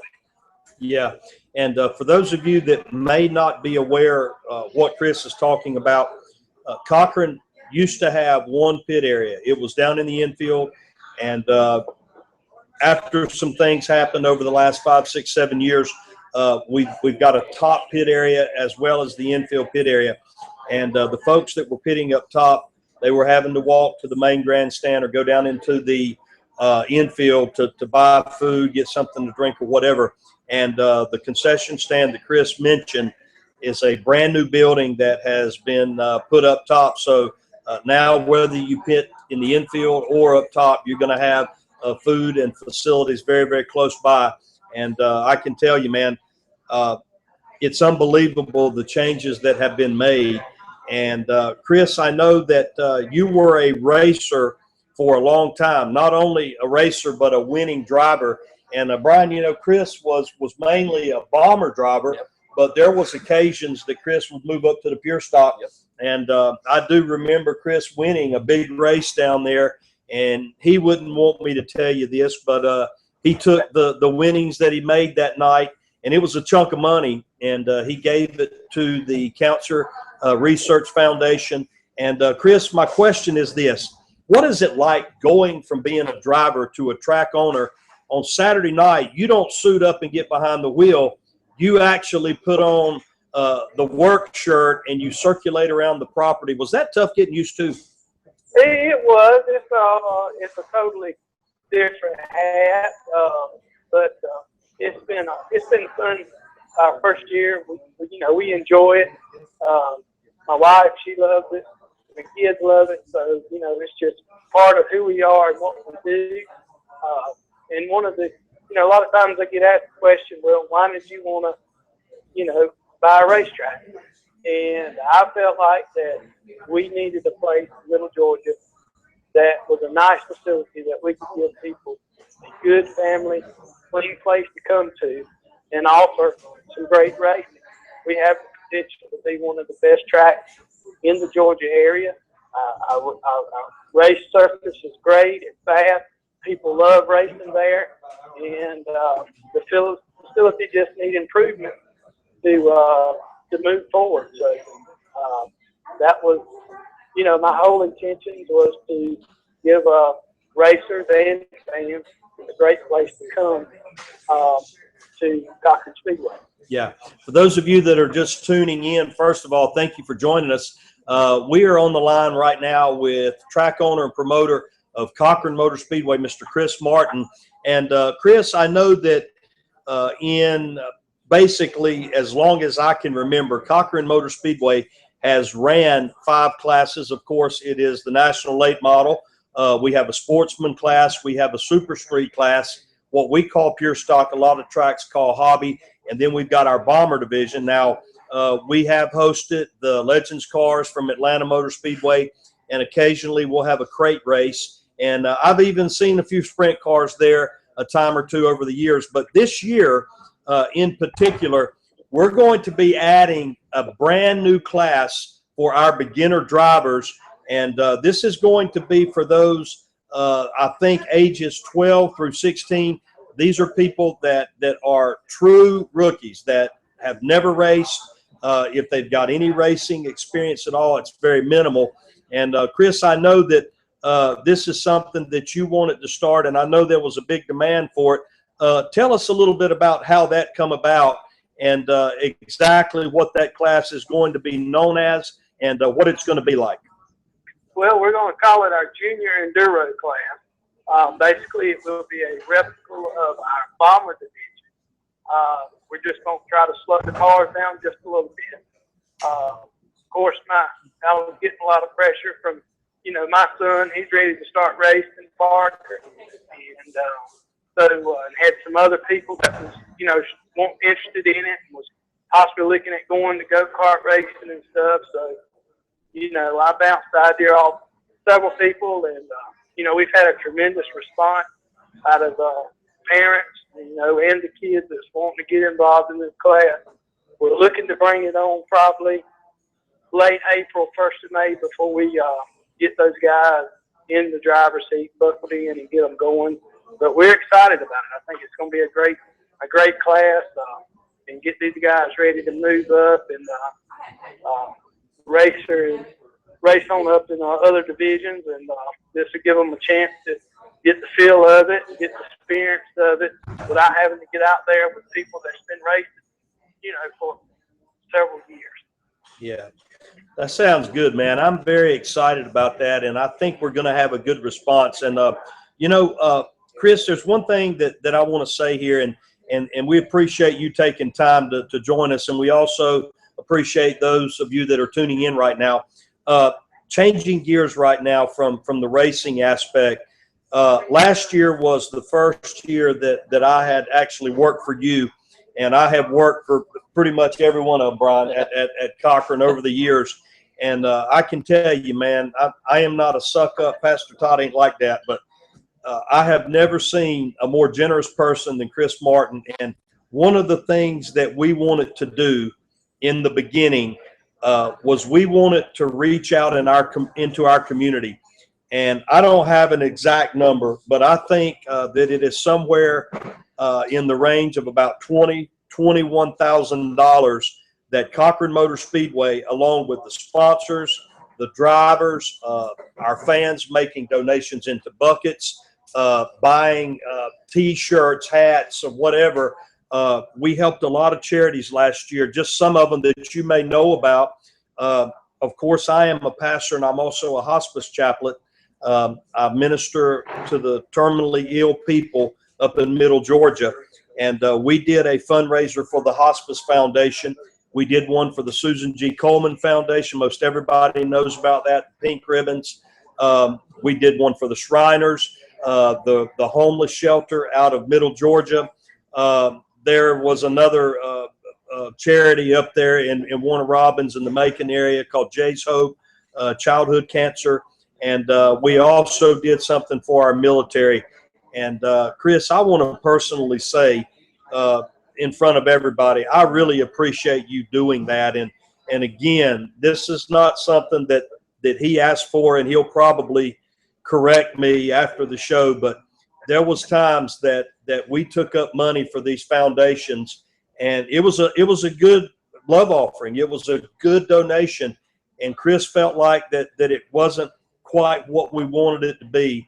And I know that this man personally, he and his wife, took a lot of money out of their pockets, not just for one of them, but all of them, to help out those charities. And, Chris, God bless you for doing that, man. And all of your improving the racetrack and trying to give us a place to race. You've not forgot about the people in our community that need our help, and we really appreciate it, buddy.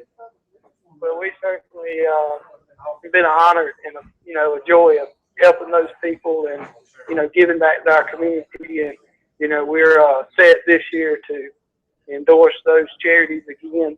And as long as, I'm the owner of Cochran Speedway, we will continue to do that each and every year, because I feel like it's part of our duty as a community to help people that need to be helped and reach out. And that was one of my things when I first took over. Pastor Todd, you probably remember the first staff meeting we had. And I said, I have two things I wanted to do. One was make a difference in people's lives and give people a good, clean family place to come to. And I feel like we accomplished that the first year. I hope we even do more and better this year as we move forward. Joni has, we're committed to making this place a great place to come. Joni, my wife, she has resigned her job of 16 years to come full time for the racetrack to fill in the gap where we, was lacking last year. So we think it's going to be a great year for us. We're excited about a new race director. Scott Sumner coming on board with us. He's got a lot of experience, and we feel like he's just going to be another asset to our staff that we have there at the track. Well, man, we sure appreciate it, Chris. And for those of you that are just joining us, we're on the line with Chris Martin, the owner and promoter at Cochran Motor Speedway. And the opening night of the 2015 season is scheduled for this coming Saturday, March 21st. And, of course, you can visit the website, cochranspeedway.com. Very user-friendly. There is a schedule there. There is an entire year that has been laid out. I do know that we have several big races that we're going to be welcoming in, several different series. I think Carolyn and Leo are coming, and there's going to be other people that are going to be coming to Cochran Motor Speedway. And if you'd like to come out really and truly and see what I have called a family game well played, Cochran Motor Speedway is a good place to come. You can bring your kids, you can bring your grandparents or whatever, and I promise you it's going to be a fun night. And, we can't guarantee that somebody ain't going to scuffle and show out, but I can guarantee you this. If they do it, it'll be the last time. And last year proved that. It's all about taking care of one another, seeing some good racing. And for those of you that have any more questions or you would like to find out more about it, obviously visit the website, visit us on our Facebook page. And Chris, a job well done, buddy. We really appreciate you taking time out just 2 days before opening night been out there, you know, grinding it out in the mud, getting last-minute things done. We appreciate your help. We appreciate everything that you're doing down in Cochran and Middle Georgia, and hopefully we'll be able to do this again throughout the year, buddy. I appreciate y'all having us on, and my hat's off to Deep Dixie Racing and their staff. You guys do a great job helping us promote all these tracks in our area, and we certainly appreciate what you guys do for us. And happy, you know, people, the value that y'all add to our programs, you know, we can't say, but it certainly is a great value to us. Amen. So thank you, Deep Dixie. Amen. Well, Chris, we wish you the very best in 2015. Be looking forward to working with you again down there. We're going to kick it off this week. Ladies and gentlemen, track owner at Cochran Motor Speedway, Mr. Chris Martin. Very well done, Chris. Thank you, and have a good night, buddy. Thank you. All right. God bless you. All right, folks, we are coming down to the final stretch of our second edition of the Deep Dixie Racing Report. I do know that Mr. Brian Thomas with East Alabama Motor Speedway. As a matter of fact, Dale is dialing him up right now. For those of you that are over in the Columbus, Georgia, or the Phoenix City, Alabama area, everybody knows about the high banks of East Alabama Motor Speedway. Brother Brian, how you doing, buddy? Doing pretty good, man. Y'all doing all right? We're doing good, man. Thank you so much for joining us, buddy. We really appreciated your input last weekend. You were our very first guest on the Deep Dixie Racing Report, man. Now you're famous. Absolutely honored. I appreciate it, guys. Hey, man, I know that things are really getting cranked up all over the South as far as racing goes. And, Brian, you gave us a quick snapshot, fresh off of the heels of the Bama Bash, told us a little bit about what's coming up here at the beginning of the season over at East Alabama Motor Speedway. For those that weren't able to join us last week, can you give us another quick rundown of what's coming up over there on the high banks of East Alabama Motor Speedway? Absolutely. First of all, Saturday night, we've got our 2015 season opener. We'd love to have you out. It's our 42nd year of dirt track racing. We're going to have racing in late model, limited late model, hobby bomber, and road warrior. So we look forward to seeing everyone out at the track Saturday night. Just to let you know, adults $12, kids 12 and under are free. Now, general admission, grandstand gates open at 6 p.m. Racing starts at 8. And of course, if you want pit passes, those are available as well. You can go to the website if you'd like some more information, eamsdirt.com. And something else that has been a big interest, and it sounds like a very fun and affordable class to get started in, is called Hot Shot. We've had some interest in the class, so if anyone already has the car ready, you're welcome to come out Saturday night and practice. We'd like to have at least 5 cars to race them. So it's probably going to be a practice session Saturday night, but the rules are posted on the website, and it pretty much covers everything as far as driver eligibility, cars, the car claim, engine, transmission, driveline, brakes, suspension, or frame, the whole 9 yards. So you can download that PDF at our website, eamsdirt.com. But we're pretty much racing starting Saturday night all the way through Labor Day weekend, and we've got some big dates coming up. Of course, May 23rd, the Memorial Day celebration. We've got the USCS Outlaws in town. They're going to be June 12th and 13th. Of course, July 4th and Labor Day weekend, the big special days. And a couple of those days, we're going to have not only fireworks, but we're also going to have a demolition derby as well. So it's a lot of fun, especially for the kids. They love stuff get torn up on the track. So. Right on, man. Y'all always have a full menu. And, you know, one of the things that I appreciate about East Alabama Motor Speedway, Brian, and Beverly and the entire Thomas family over there, a historic racing family, just a lot of history there. We have forged a good partnership. I know that when you guys have a big race, we at Cochran, we try to hold off, and you guys do the same thing for us. And, you know, when Beverly or yourself or someone else from your area is at one of our shows, we welcome you to come up and, you know, tell us about your events. And you guys have returned the favor. We really do appreciate the friendship and the partnership that we have. Man, I heard something during that rundown, the USCS Sprint Car Series, man. Kind of give the fans out there that's maybe never been first of all, to East Alabama Motor Speedway, and maybe has never seen a sprint car race live. When you put the sprint cars on the high banks of East Alabama, Brian, you are an announcer. You make your living with words and painting pictures. How would you describe the action of open wheel sprint cars out there dicing it up on the high banks of East Alabama? Oh, most people, they know the track is very, very fast, but when those guys come out, I don't think they let off the gas the entire time they're running. So it is really a sight to see. Once they get going, it is just pedal to the metal, and it's whoever's the fastest.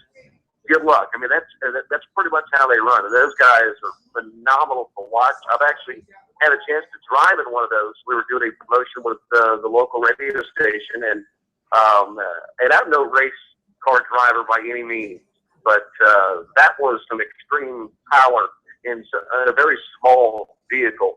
I mean, most people know how small those cars are compared to a late model car or something like that. But those guys have got so much power into that hood, and the way that those things are built because of the wings, they're able to, like I said, they put the pedal to the metal, and it is, it's a dash for the finish line. It is truly a sight to see, and we're gonna have a blast when those guys come around June 12th and 13th. Yeah, man, I know. It really. Every time I watch one of those races, Brian, I mean, I had a friend, Brian, that when I lived and pastored in Louisiana, he drove a sprint car, and I actually went to a couple races with him. And, man, I was just like on pins and needles, and I'm not a nervous, uptight guy, but every lap, man, it's just like inches away from disaster, but they always seem to pull it off. But you guys got a lot going, man, and for those of you that maybe have thought about maybe wanting to get into racing, wasn't sure if you could afford it, wasn't sure if it was for you, this hot shot division that Brian told us about, go to the website, eamsdirt.com, and take a look at the rules this coming Saturday night. Brian describes it's probably going to be more of a practice, a test and tune, and hopefully they're going to be able to get that class up and running. And, of course, they run all of the other classes, some of the best drivers in the country right over there in Phoenix City at a historic track that has been around forever. And, Brian, once again, we sure do appreciate you taking time to talk with us here on the Deep Dixie Racing Report, man. You always bring some good stuff to the program. We hope you guys have a great year, and we hope to do it again real soon, buddy. Absolutely. Thanks for having us on. You guys are doing a great job with the show. And we're looking forward to Saturday night getting the season rolling. Absolutely, man. And our best wishes to Beverly and the entire staff over there. God bless you, brother. Have a good evening. You too. Take care, Todd. All right, buddy. Brian Thomas, the track announcer at East Alabama Motor Speedway over in Phoenix City, Alabama. Of course, they have those historic races we've all come to enjoy and expect year after year. And they will kick off the racing season this coming Saturday, March 21st. Go over there and check it out. Going to be a real good time. All right, Brian. Well, Dale, I think that we may be trying to see if we can get another guest, but I think if I'm not mistaken, in the last 20 minutes, what I want to do is I think we've got a few more questions for Kyle and Michael. But before we do that, I know that Brian, for those of you that are just joining us, thank you for tuning in for our second edition of the Deep Dixie Racing Report, powered by 5-Star Hyundai of Warner Robins. Mr. Mike Hurd, his staff do a great job, award-winning service over there, a great dealership. Go check it out, 650 Russell Parkway, the main drag in Warner Robins, Georgia, 5-Star Hyundai, our sponsor here at Deep Dixie Racing Report. And my good buddy Brian Hester, who is a lifelong race fan. He's been a driver. He knows a lot about it. And Brian has stepped up this year and become a member of the Deep Dixie Racing family. And he's going to be covering some regions that have been a little hard to get to when Dale, Carolyn, and Leo haven't been able to get out and about. Brian has come on, and he's going to be covering some of the northern regions, going over into Tennessee, and maybe even venturing a little bit farther. And you told us a little bit about what's going on. But Brian, go ahead and finish out your report. Let us know what else is happening. Okay. Wasn't really able to get off for personal reasons last week and do anything, but was planning on going to Sonoy. Sonoy had canceled because of some track conditions. They wanted to lay their track back down after their first opening night. They had a big crowd, bunch of people, bunch of cars, and they had some issues. So had a little scary incident there in the super late model. Mr.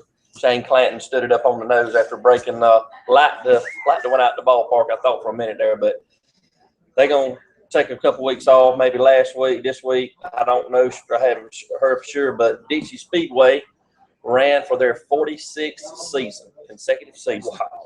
I think calculated in over 130 cars were opening night, and the results come down $5,000 to win their annual Southern Classic. Mr. Jason Hyatt brought home the win in the Supers. Ray Cook was second. Donald McIntosh was third. Donald's a young driver. Is already, I know that 2 races I've been to, the Gobbler at Cleveland, the Gobbler at Boyd's before Thanksgiving weekend. He got a win there. Then I saw him win again at the Hangover up at Seymour, Tennessee at 411, and then he had some real good finishes at Speed Weeks at Brunswick. So that's a driver that's up and coming and something to look at there. Steelhead late model, Mr. Jerry Cochran was the winner. Pony stock was Travis Smith, Super Bomber. Mr. Jerry Fowler, been around a long time. Econo Bomber, Dalton Poston, and Cruiser was Wesley Chavez. So they had a good weekend, had a big crowd. The Hornet's Nest, one of my favorite haunts, Talladega Short Track. Been going there since I was a kid. I got kinfolk live on the Alabama line. Had another stellar crowd. I think about 100, 110 cars first night, opening night. Mr. Tim Roselle was your super winner. Fresh off an Ice Bowl win back in January, which is their big annual event. Dustin Stewart was the winner in Sportsman. Adam Cummins, very popular victor over there in Crates. And forgive me if I'm trying to get these names right. Thunder Cars was Scott McGorick. Street Stocks, Corey Correct. And Hot Shots was Jim McAvoy. Cool. And like I said, they have both some big races coming up. Like I say, Dixie Speedway is also associated with Rome Speedway. Rome should have their first race coming up sometime in May. Gonna try to hit one of those up there too. Okay. They normally run on Sunday night shows. Oh, okay. Normally. They don't. Rome is the Swims family's kind of like sister track. So up on the mountain, they run only about 4 or 5 times a year, but it's a big track and it's fast. Cool. I've heard about that track. I've never been up there, but I've always wanted to go, man. You know, Brian has been a real blessing to a lot of tracks, and not even in a formal way, just being a supporter and a fan. But he is now a part of the Deep Dixie Racing team. He's going to be helping Carolyn and Leo Johnson with the All-Star Stock Car Series, helping to bring some more coverage for you, the race fan.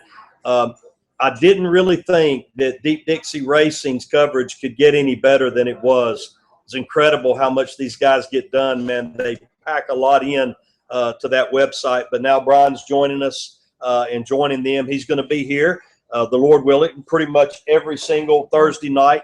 Going to be giving us some rundown, telling us a little bit of what's going on around some of these tracks. And Brian, we really, really do appreciate it, man. That's a lot of miles. And you know what's funny? Brian does it whether he was employed or not. He just loves to go racing. Well, that's how it started. I had already starting, and somebody asked me the other night at the racetrack how many miles I had logged already this year. And wait a minute, you sure you want to say this? Is your what? Is somebody that's liable to get you in trouble? No, I'm fine. Started off at the Hangover. Yeah. Started over at the Hangover in Seymour, Tennessee at 411 Speedway. That was New Year's Eve day. From right there to, well, last weekend or weekend before, logged in over 5,300 miles on my pickup truck already. Wow. Now, those trips has been 2 trips to Tennessee, 1 to Tulsa, Oklahoma for the Chili Bowl, and I recommend anybody do that once in your life. Waycross and both Brunswick shows, and then a little bit of highlights here and there. A couple of practices. Sonoya, went to the practice session, then went back to the race. So, and East Alabama took the Bama Bash in, and that was a double duty weekend. I actually went to East Alabama, left there, went to Sonoya, back home, and back to East Alabama that Sunday. Wow. Look, this is just the appetizer, guys.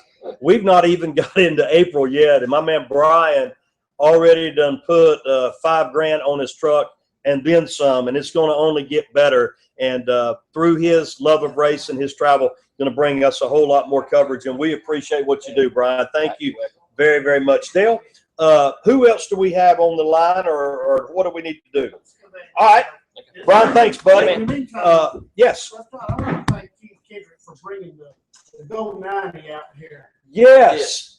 Is Keith here? Is he actually here? He's over there eating. Okay, Keith is over there eating. What we're working on is getting the guy who originally drove the Gold 90 down here, Mr. Eddie McDonald. We're working on getting him to come in here with us sometime in the near future, because Keith has just completed building the car that Mr. Eddie drove back in the day. Okay. And he's going to bring that up here, and we're going to reunite. For those of you that may not have heard Dale, I mean, I'm thinking the microphone picked it up. It'd be hard for us to show you, but over my shoulder here in the parking lot of the Rescuers Smokehouse Grill, we've got, what would you call that, a coupe? It's a coupe out there, got a wing on it, number 90 on the side of it, the Tipton Special. And what Dale was talking about, Mr. Eddie McDonald, who is a legend, not just here in Georgia, but in racing altogether. And the story goes, in a nutshell, he came down from Maine, I believe, way up north, and he came down pretty much at the urging of the Thomas family over there at East Alabama. And they're building, either they've got it done or they're real close to having his original car rebuilt. Our hope is to get Mr. Eddie in here with us one night and just turn him loose, man. He is a wealth of history. Back in the day, some of those battles, those monumental battles, and right now he's down the road. I don't know what his core deal, 30, 45 minutes down the road? Yeah. He lives in Tipton now. Okay, and Mr. McDonald lives in Tipton, and so we're hoping to be able to get him on and let him share some of those stories of his life. If you're just joining us, thank you so much for tuning in. Of course, we're here at our home base, Rescuer Smokehouse Grill. By the way, these folks are open until 10 o'clock tonight. If you want to come out and get some good supper, man, after a hard work week, got one day to go. Most people do, unless you're a pastor and you never take off. But to God be the glory. There's a lot of you out there I know that feel that same way. Come on out here and grab you something good to eat, man. Doesn't matter if you want a hamburger, if you want a steak, if you want some award-winning barbecue. Rescues Smokehouse Grill is the place to be. Here's their picture and their logo. Mr. Raymond, his wife Amy Poor, and their staff got a great restaurant here right off Interstate 75, exit 75. You cannot miss it right here in Inahaw, Georgia. Come on out and grab you something good to eat. And while you're here, stop in and say hello as we broadcast live every Thursday night from Rescue Smokehouse Grill from 7 to 9. Our thanks to Mr. Brian Hester. Also want to say a big thank you to Mr. Brian Thomas at East Alabama Motor Speedway. My thanks to Chris Martin, Cochran Motor Speedway. And again, we're joined by two of the guys that are in the thick of things with the All-Star Stock Car Racing Series. Of course, to my right, these guys have changed seats now. And I believe, Dale, if you were telling me, on camera, my right is my left. Is that right? Only to us. Everybody else. Only to us. All right. Well, to my right, Mr. Kyle Livingood. He is the reigning champion. To my left, Michael Davis. He scored the first win of 2015 down at North Florida Speedway. They joined us a little bit earlier. And he did that in a Monte Carlo. In a Monte Carlo. Let me ask you guys, what do you think about the food here at the Rescue Smokehouse Grill? I can't breathe. You can't breathe. And I actually helped him eat some of his food. He had They ate together. he had the hamburger steak, and it was very good, smothered with onions and bell peppers, gravy, very good. I had the barbecue sandwich, and it was. Guys, if you missed it, they talked about the bromance. That's what that's all about. Eating off one another's plate. All right, let's get back to racing. Now, we had some guys that had forwarded us some questions. And by the way, thank you all for joining us. Next race for the All-Star Stock Car Series is going to be the 28th of March down at Waycross Motor Speedway. Make plans to go and see that one. It's going to be a good one. Carolyn, what else we got from our viewers out there that they want to ask these guys? All right. One question that came up was, what is your worst track?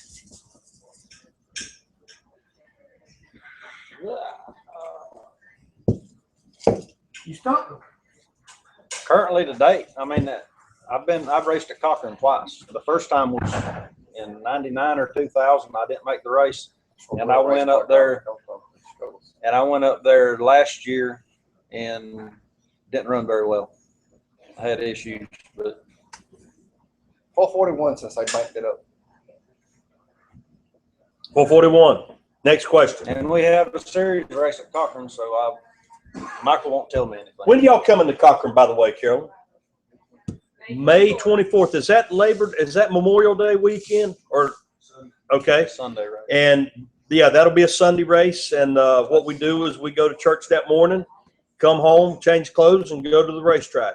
So make plans to join us then. Next question. Will Harrington wants to know, who is your hero, Michael?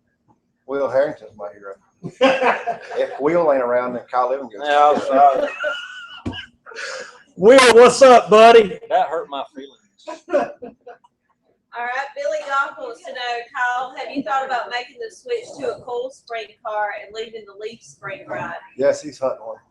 I'm not hunting one. As soon as Tony gets out of the hospital and gets back where he can get to work, we already have one holed out. We got to put the cage in it. Like I said, It's in the process, but this is something that we've actually had a Monte Carlo before, and I think his bunch up in Cochran, it's actually sitting at their shop right now. It's not. Yeah. I mean, we've had a Monte Carlo in the past. It's coming. And I actually, do you have any more questions? I got a question for Michael. What makes the Monte Carlo superior to the leaf spring cars? And what caused you to jump on the Monte Carlo bandwagon? Wait. When did I jump on the Monte Carlo bandwagon? Well, you were in a I got a Camaro. Monte Carlo. You were in a Camaro last year, and now you're in a Monte Carlo. Because of the easiness with us traveling or making changes to the car. Because in my opinion, which you disagree, you're in a window this big with a Camaro when you get to the racetrack, and I'm in a window this big when I get to the racetrack. Which I agree with you. I think You it's give just yourself this much rope to hang yourself with. I agree. You can adjust yourself out, but I believe there's a lot more to be adjusted at the racetrack quicker with a metric car versus a leaf spring car. I agree with that, and you have more experience in both of them, so I can't really argue with you much. But the biggest benefit I see is being able to change rear springs at the racetrack. Yeah, and that can make, but you can make a lot of differences with a coil spring car when you change them spring versus, to me, a leaf spring car. All right. That's my opinion. All right, Sean Casey wants to know, since the fist bump was witnessed by a preacher, does it seal the bromance? That's a question for the preacher. Do we need any kind of documentation? Let's just say I don't. First time I have ever seen this preacher speechless. Look here. Let me say that. I don't tie them kind of knots, guys. A fist bump your head, whatever you want to do. That's what y'all do. I'm just kind of in the middle of this right here. All right, get us another one. Who do you think the best drivers are in each division other than supers? At a local racetrack or with the series or? Local tracks. Well, I know who Brian Hester's is. It's Blake Martin.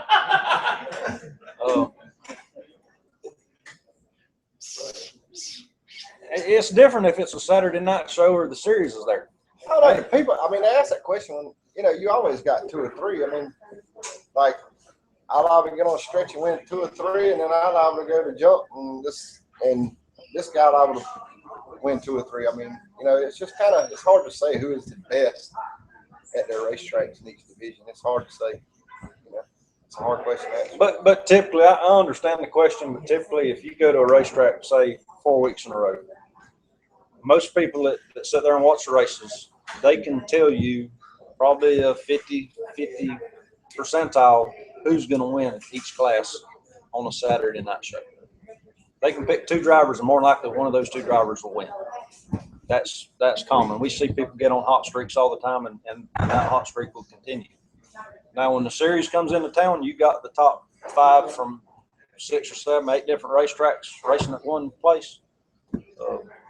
There's a good possibility you're going to lose some money if you betting man sitting up there and Hey, I heard a lady say she won $2.50 off the other race one time a while ago. Was that the one race that you won? That was the one, Mr. Two-Time. All right, next question. Kurt Thrift wants to know, what's it like being a celebrity? Are you a celebrity? Do you I didn't consider know that. yourself a celebrity? No, I did. I don't feel like a celebrity. I just think that I feel like you're a celebrity. I'm just glad to be on the stage with you, to be honest. well, I appreciate that you feel like that, but that's besides the point. I'm just wanting to give back to the sport that I feel so passionately about. Because, like Carolyn, I'm sure most people read her article about it being a big family. We might fuss and fight at the racetrack, but celebrity status, we're in the wrong sport for that. I want to know where y'all are racing this weekend. Everybody knows that Tony's in the hospital. I'm going to spend Saturday at the hospital, and I'll probably leave there early. I have a teammate that's going to be racing at Golden Isles. I'm going to go help him. I'm going to be going on a date with my 2 daughters this Saturday. So it's father-daughter dance, and they didn't want to go, so I'm going on the date with them. All right.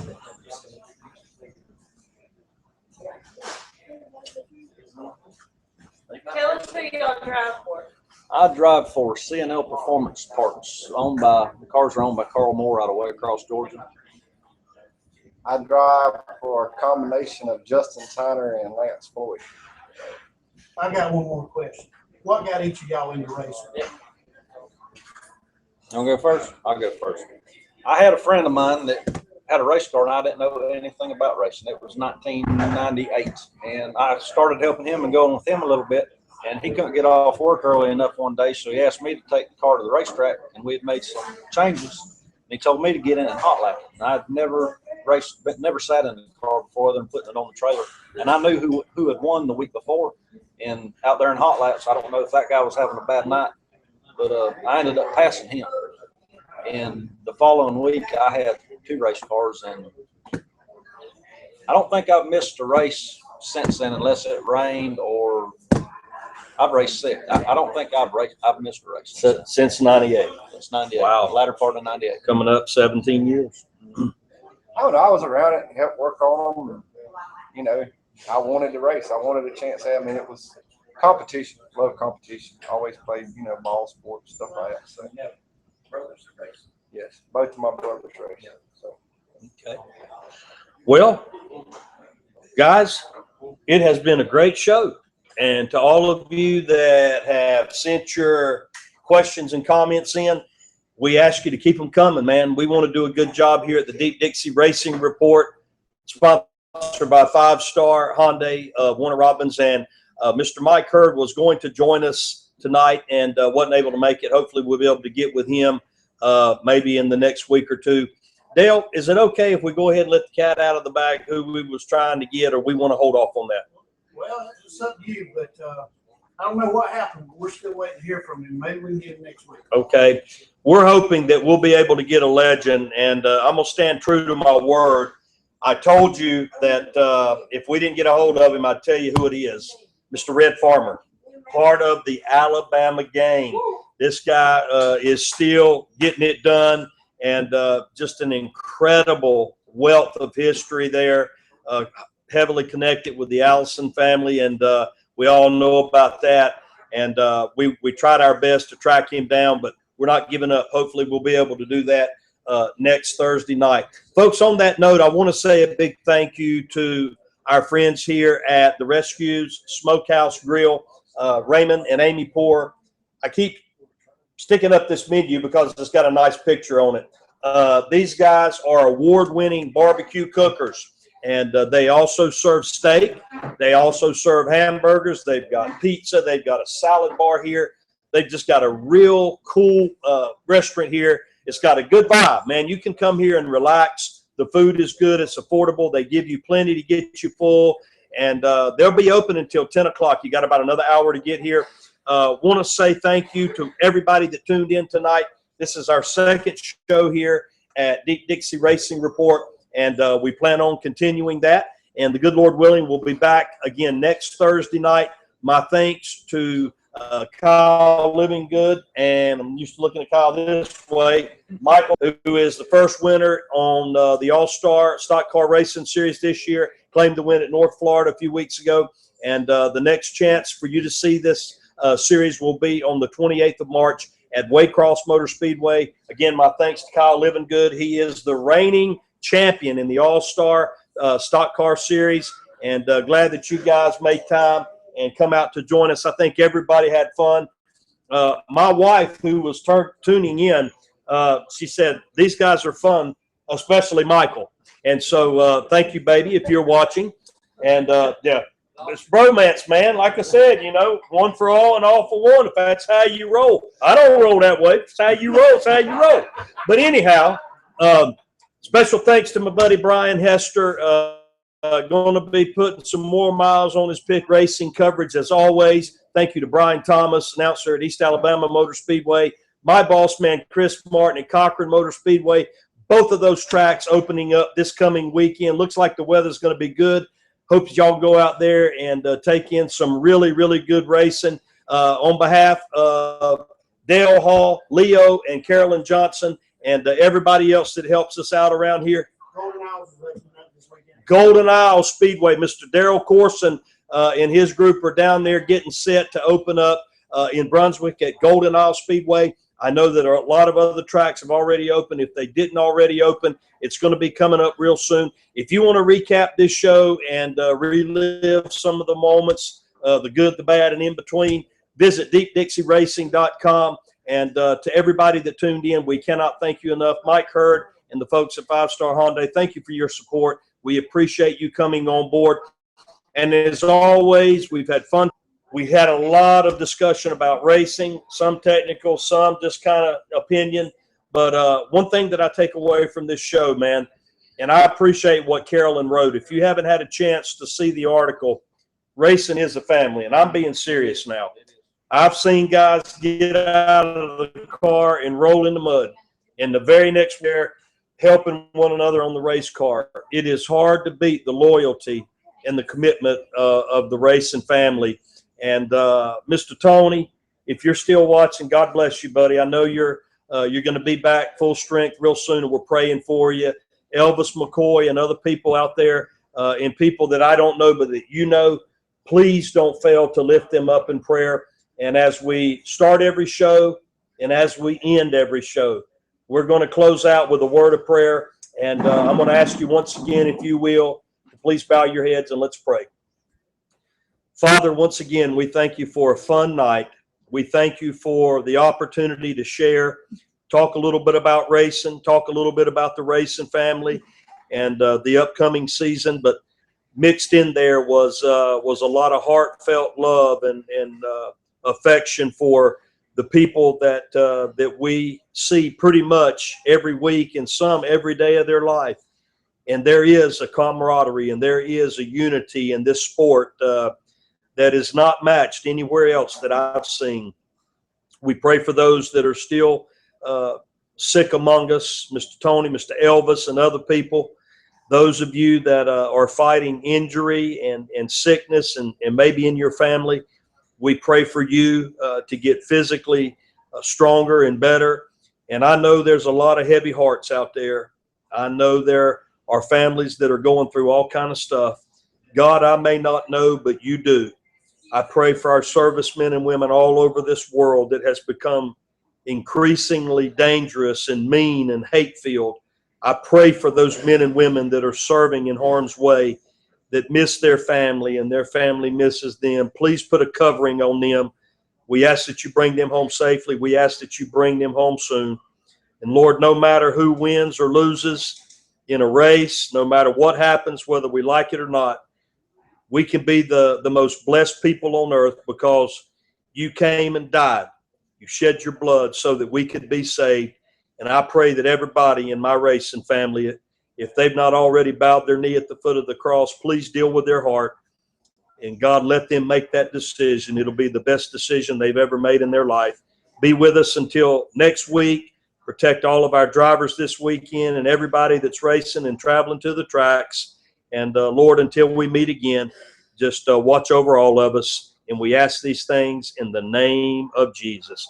All right, guys, once again, a great night here at the Rescue Smokehouse Grill. It's time for us to say goodbye. Make sure you join us next Thursday night, beginning at 7 o'clock. We're going to go for 2 hours, the good Lord willing. Wherever you choose to go this weekend, be safe, go have fun, take a kid to the racetrack. It'll be the best decision you've made for them in a long time. This is Pastor Todd Sharon on behalf of all of my hardworking teammates here at the Deep Dixie Racing Report. We'll see you next time here at the Rescues Smokehouse Grill. All right, bromance, give me some 5 and get me out of here. Get me out of here. All right, guys, next week.